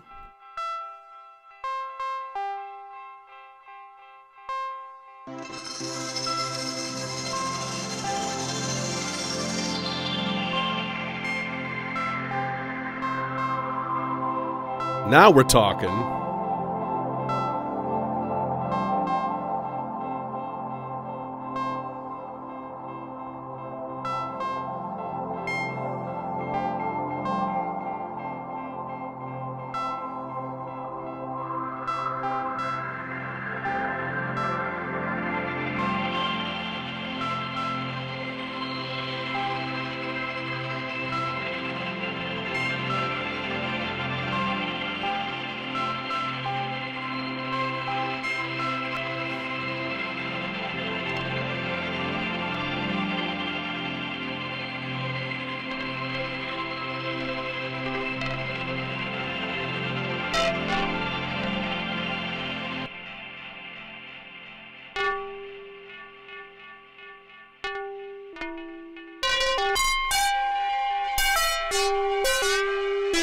That's obnoxious as hell.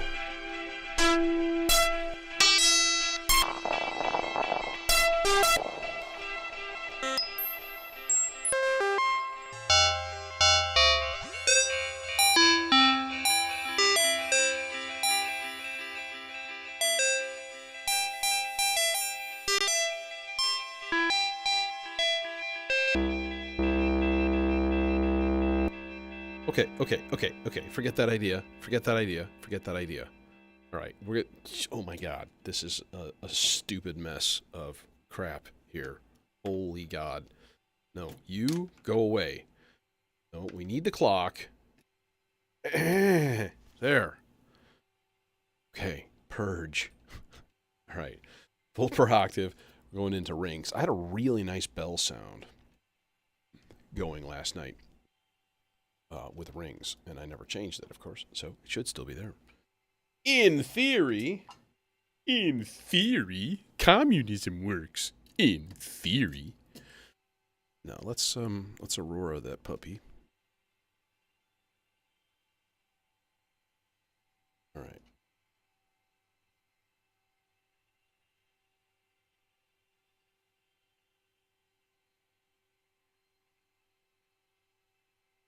Yeah, I'm really curious now. What Instruo's response is going to be? Because like, yeah, you shipped a thing and you forgot to do a thing with the shipping. And then I start to think, like, does that mean that the whole thing is not working correctly? Eh? Who knows? Who knows? Maybe it's not actually me that's the problem. I mean, I'm 90% sure that it's me. So, you know, I make no bold claims to my fallibility. It's strong to very strong. All right.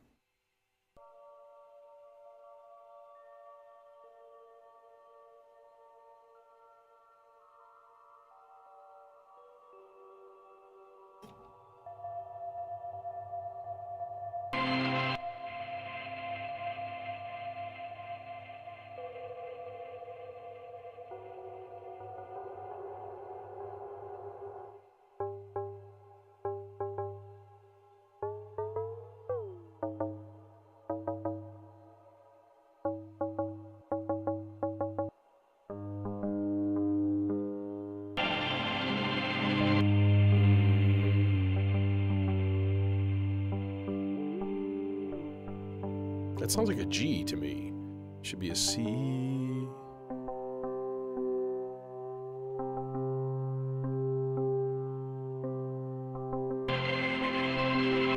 Yeah.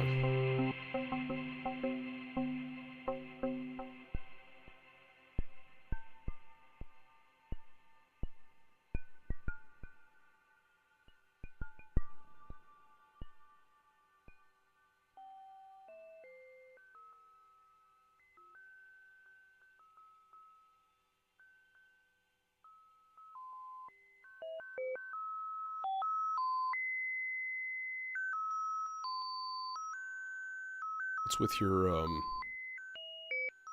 only being in the left side here? What's the deal with that?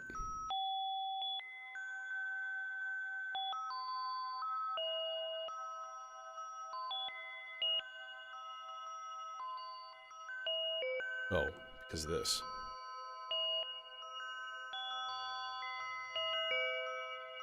There we go.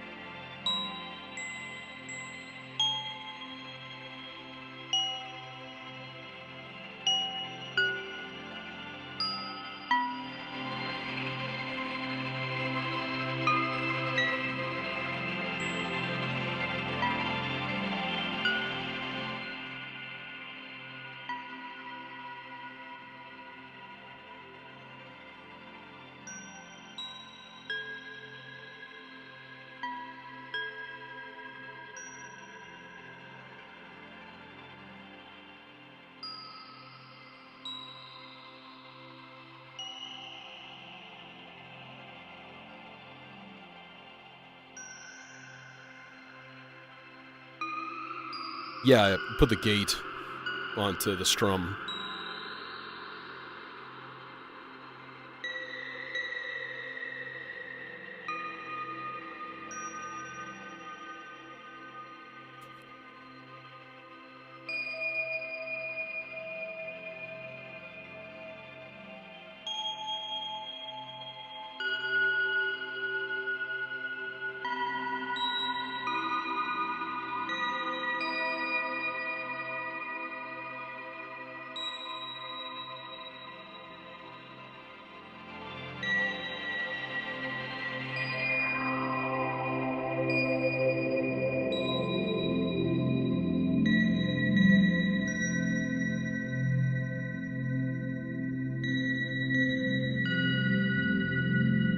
Let me think about that. Fuck off!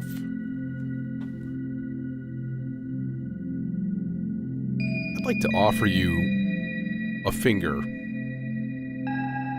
This one.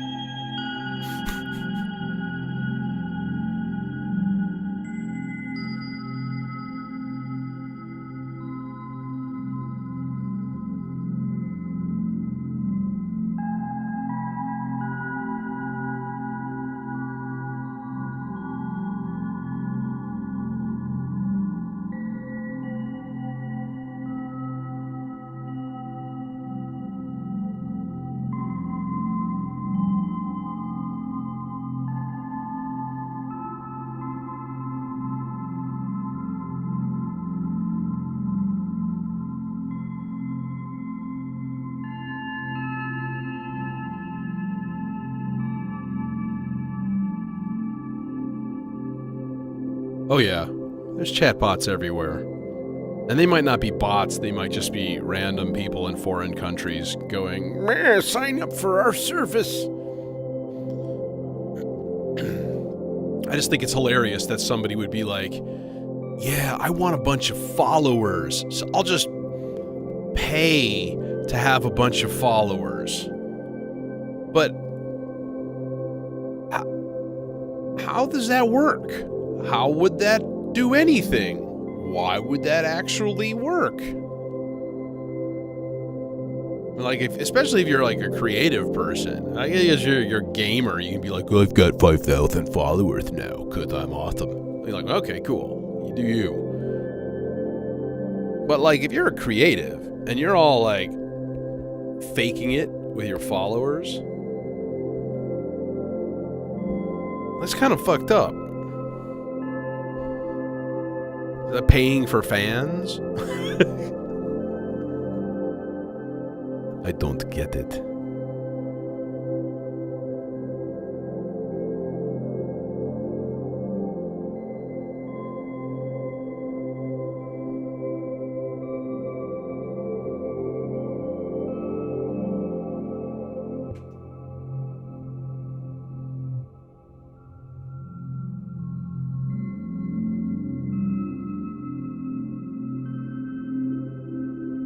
Super slow sloths.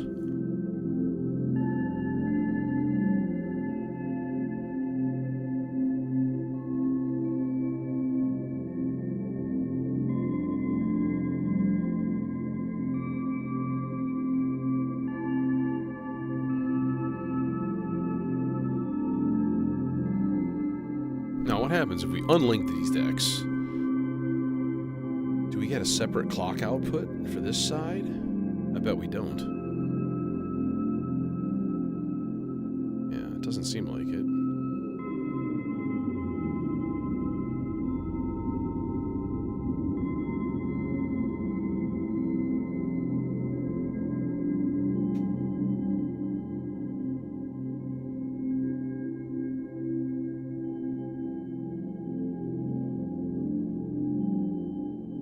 So, like, how does the Lubadh play with others?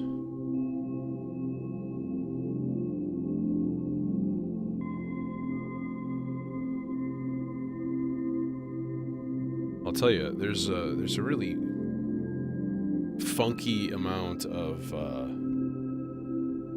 just detuning going on in this too. Just like there's some just dissonant atonal weirdness coming from rings. Rings seems confused.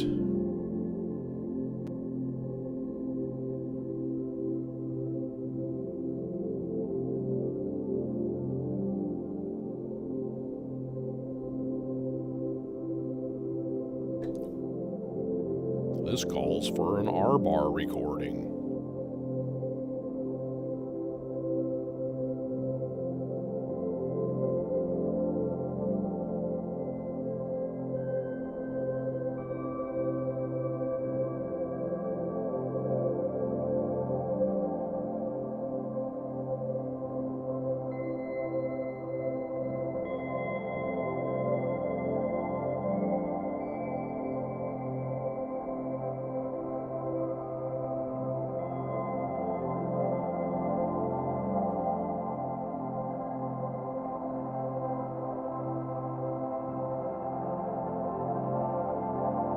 I'm gonna redo that.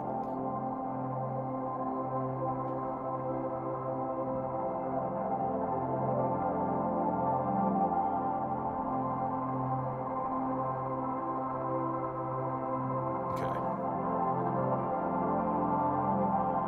I did some notes on a French horn sound.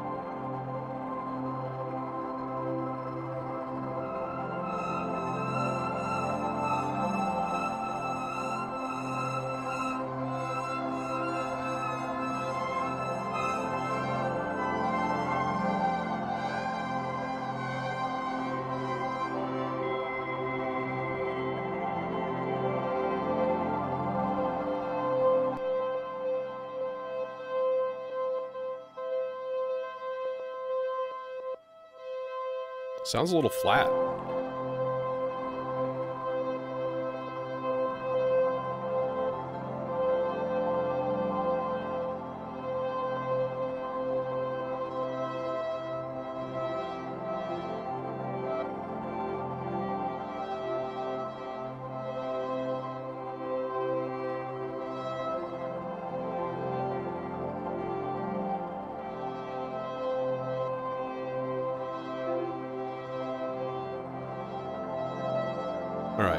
I'm gonna throw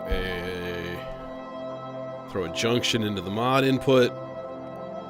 That way we can get like pure reverb. Oh yes.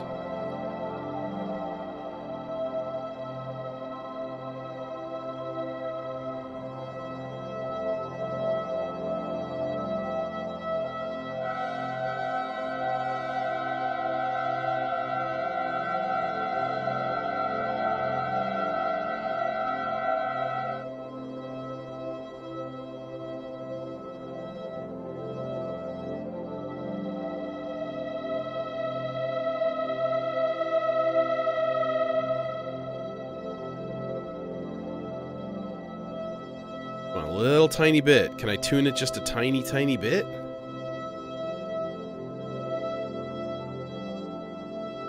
There, close.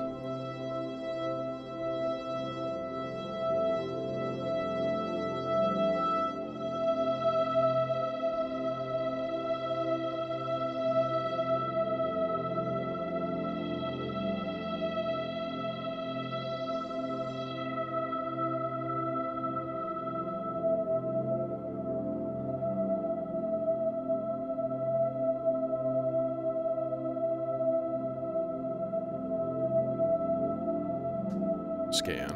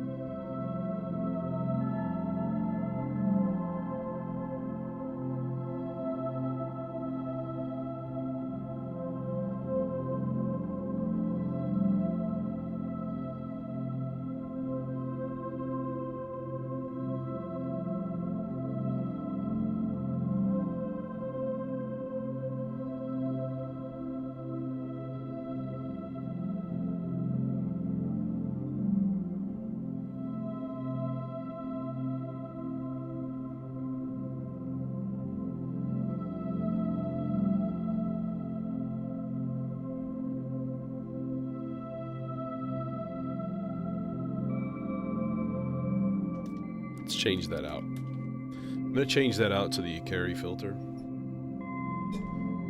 Because the Ikari has that nice, happy ability to be like, let's turn you into partial high pass, or all high pass, or low pass. Same thing with the Neutron. They both kind of do that, which is really, really nice. Neutron's even more flexible than that, because you've got a mode. You can just shift from low pass to high pass and anywhere in between, so you can do a little bit of high pass. But the Ikari has this cool, like, you can gain. Lots of gain.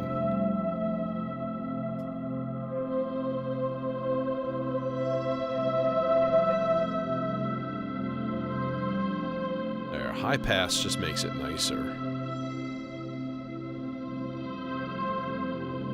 There's that mid-range honkiness that I kind of really didn't like.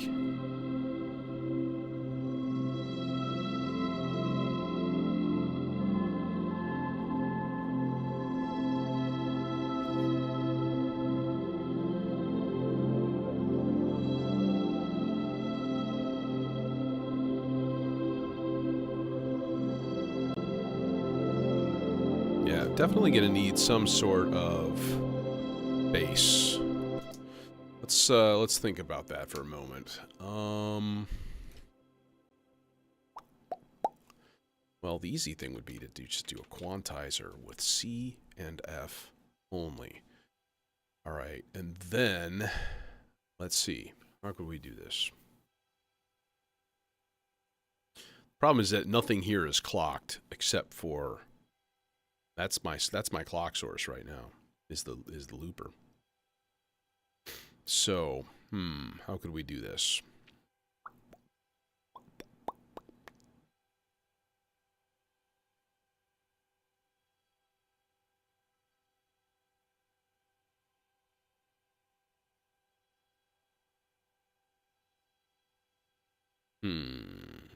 Okay. First of all, let's I'm gonna take a machete to these cables. Just kidding. I love my cables. And then I'm gonna put this, boom, into. Now, let's forget about this, because this is the clock input for the vector, and I'm sure I'll forget, and the next time I use it, it won't play, and I'll get really frustrated. And then somebody can be like, hey, dumbass.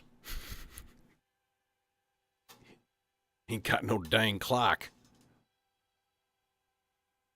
All right. So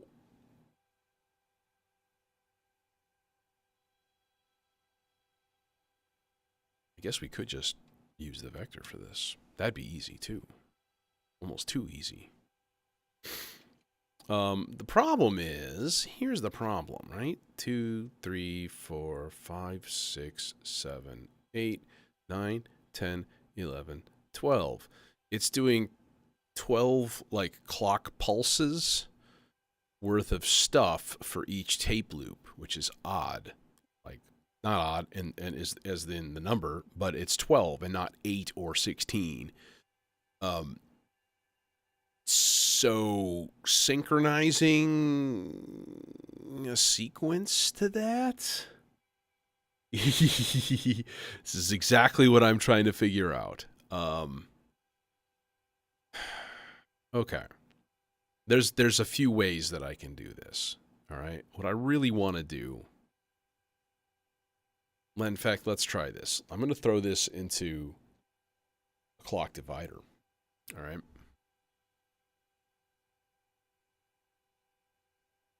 And then I'm going to put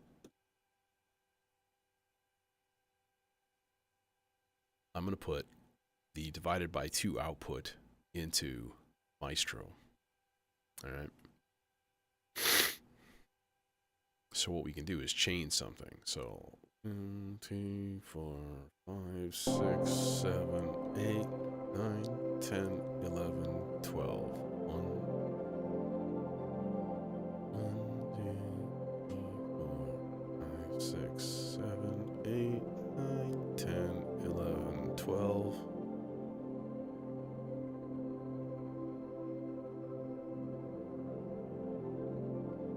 So what we're going to do is channel 1, chain.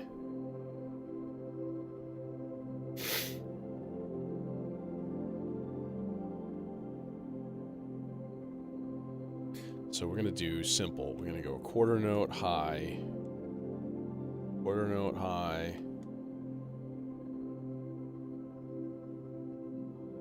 3, 4, 5, 6. Okay, and we're just going to keep it ultra simple here. And then that output is going to go to our quantizer.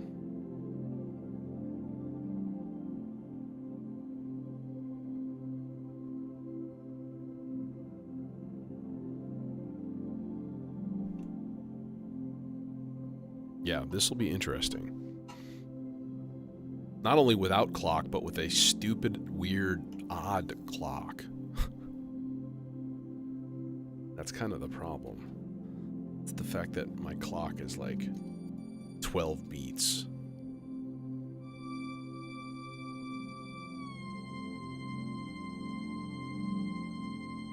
Okay.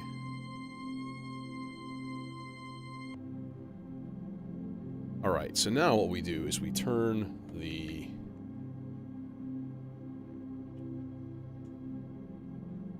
We attenuate the high and the low signal coming out of here.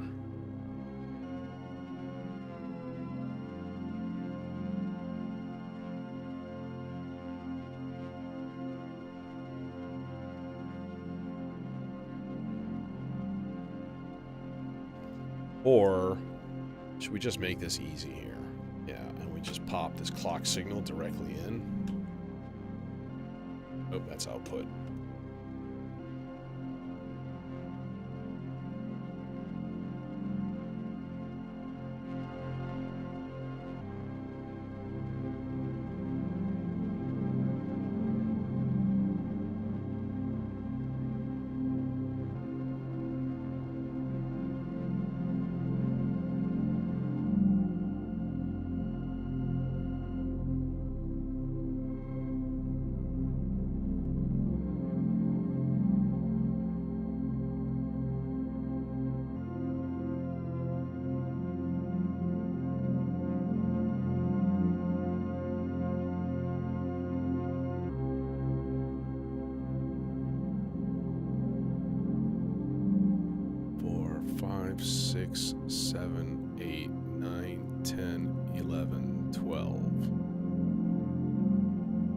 Got the notes, actually. The notes are in there. They're correct. They're just the timing is not quite there. So let's try this. Channel 2, chain. Quarter note.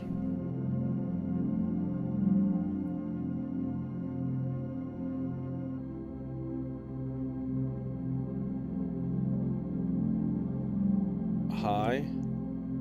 High. Low, low, low, high. 6 of them. Okay, and then we go and we do the attenuated also, once again. So now it's a matter of trying to synchronize everything.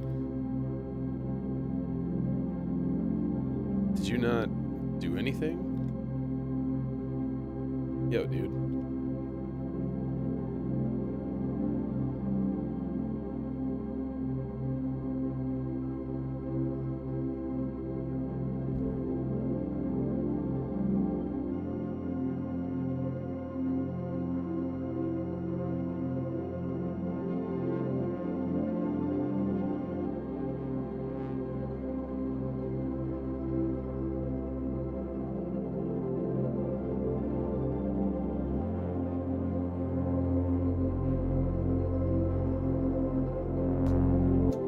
This guy gets his filter.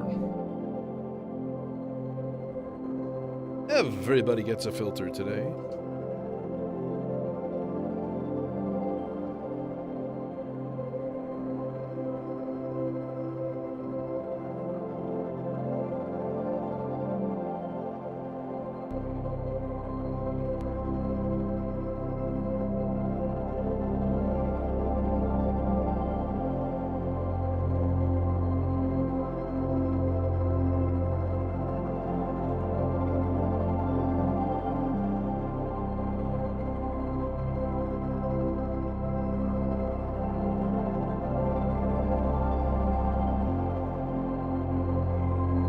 Okay, let's reconfigure this.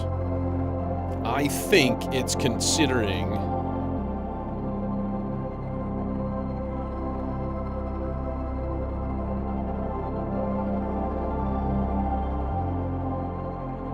Yeah. I think it's considering each clock pulse as a 16th note. So I'm trying to do this stuff in quarter notes, and that ain't happening.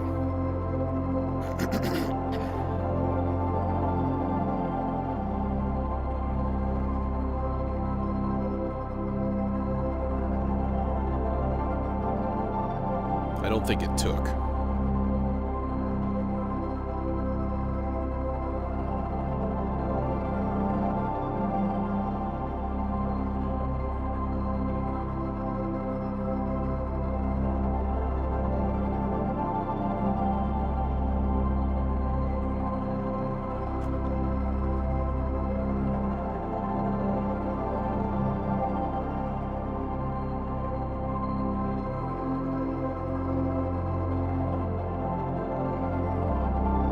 Switching down. And then up. 2, 3, 4, 5, 6. 1, 2, 3.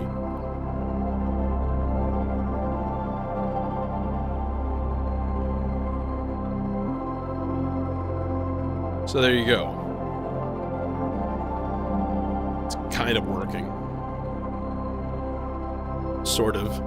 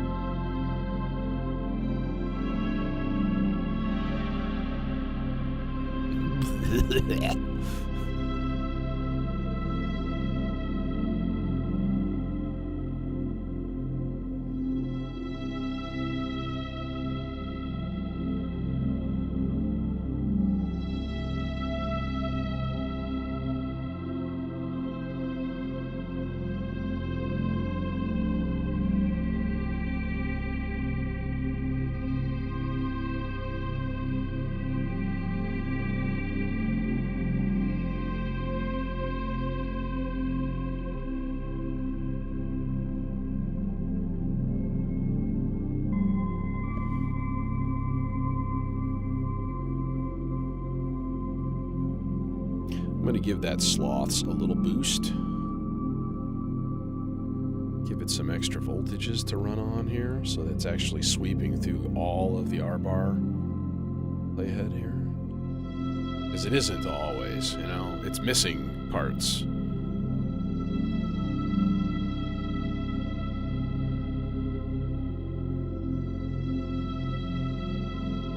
Hey, Zorthan Tech. What's up? Thanks, man. Or woman. Thank you, human. See, you're just hanging out there on the E. Just, like, come on. Oops, wrong one. See, yeah, there's the problem. Let's just give it a different modulation source that isn't a sloth's. Can we just do like a slow... Hey, what you doing? Slow, like, quarter note, random, smooth, bipolar. Boom. There, and just let it just churn out slow, gooey modulation. Okay, so this unplugged, we need to locate the head right in the middle and then give it a bipolar voltage range here. Hopefully, oh, and I also have the attenuation down.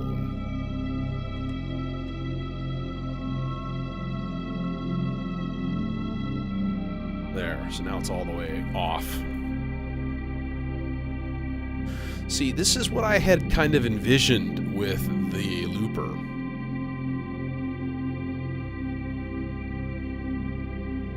You know, or being able to easily record essentially samples, like recording background noises, nature sounds, like anything like that.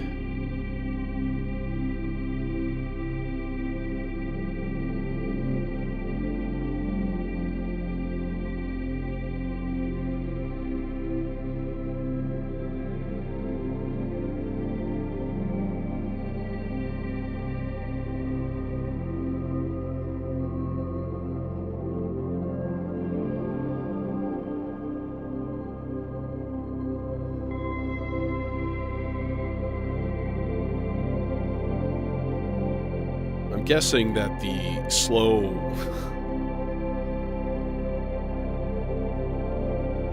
well, I don't have a maths, so yeah,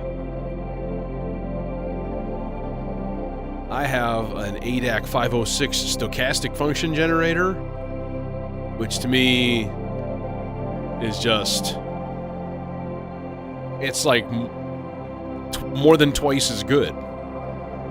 Same size, but it's got 4 individual outputs, and they have probability and stochastic functions as to like the rise and fall time, looping envelopes.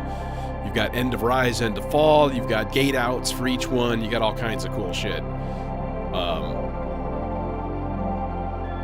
And it's a great source of just like semi-random, in fact,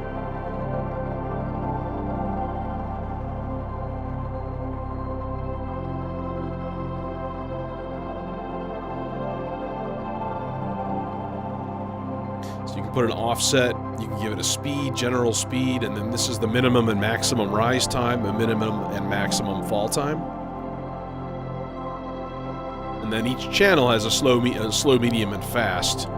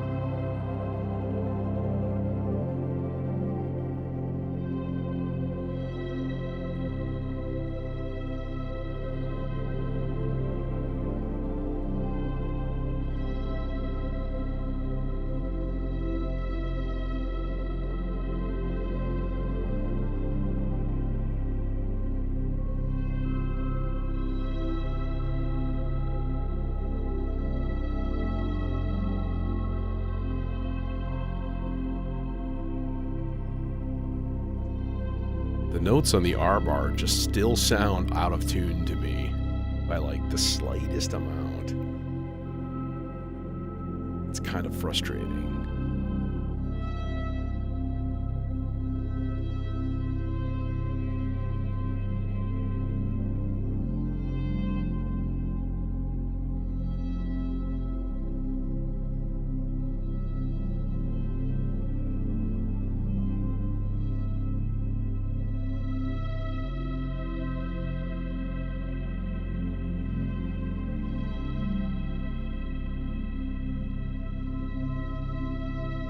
Yeah, I never really understood the whole maths thing. Everybody, you have to have a maths, and, you know, like, just because of the fact that it's only like 2 channels. Now, obviously, that makes it more usable because you got big chunky knobs and stuff, lots of space.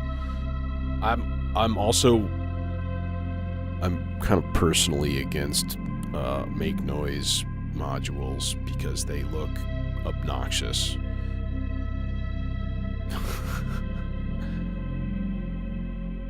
And yeah, I don't have any in here. I've had a couple in the past. I have a Tempe in my other rack, and I have a Rosie like output module that it's just not really useful for me.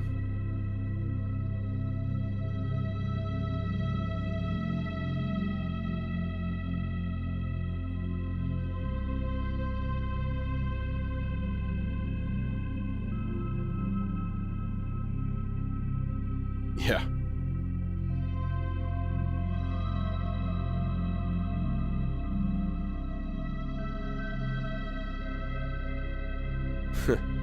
There's rings playing super sharp for no reason.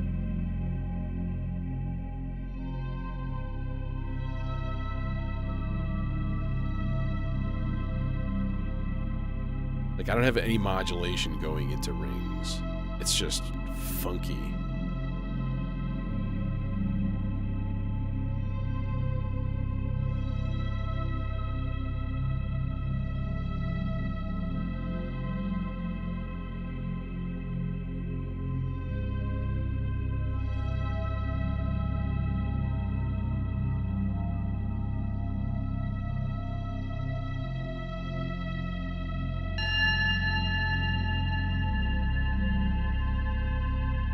See, that sounded like an A. Maybe it's not responding to this, like, fairly wide range of pitches that I'm giving it.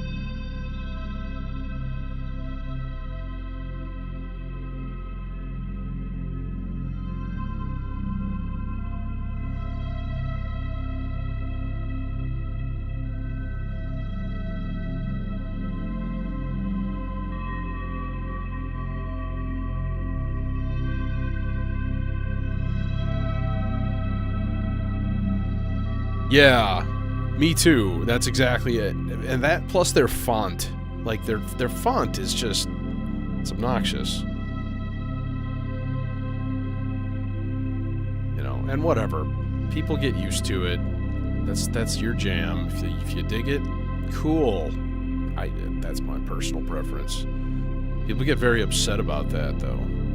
Like, I've gotten yelled at for not having maths in my rack, and I'm like, really? Like, explain to me what I'm missing.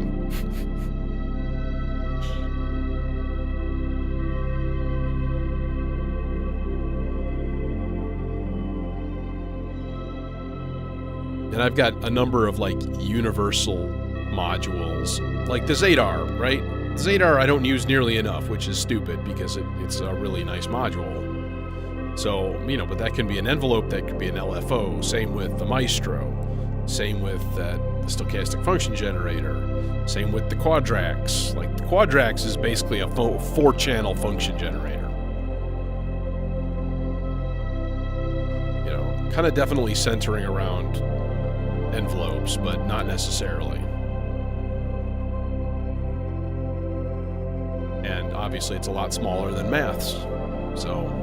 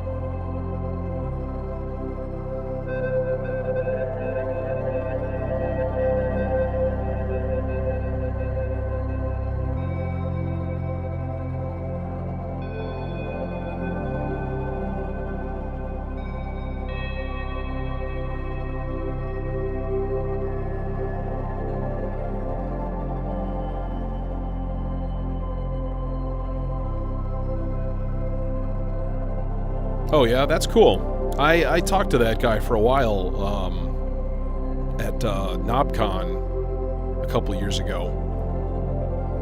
Yeah, I was like intrigued by the concept of like having the kind of like the Versio platform that Make Noise does, where you've got the sort of the base module and you can like throw firmware at it to change it completely, and like that's a cool concept.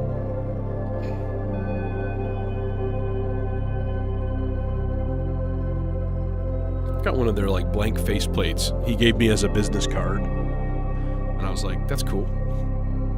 Yeah.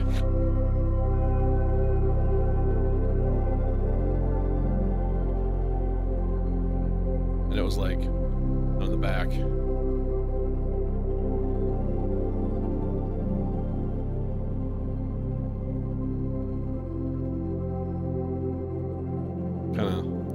Kind of cool. Like, this is not a blank faceplate. This is an actual faceplate from one of their modules.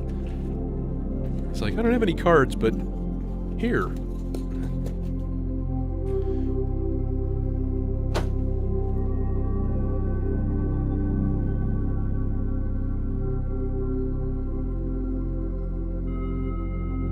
It sounds to me like it's toning itself down here.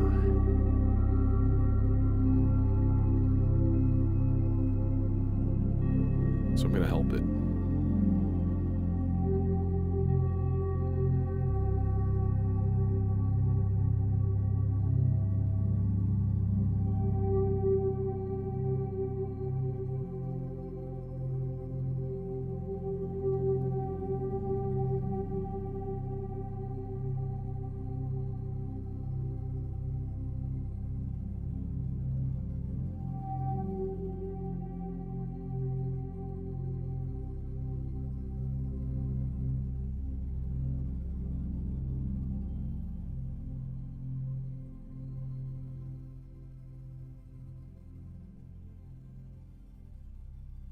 So again, all we started with was this loop.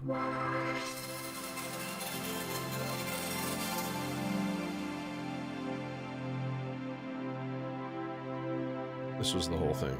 So, yeah, basically the whole, you know, whatever you want to call it, piece,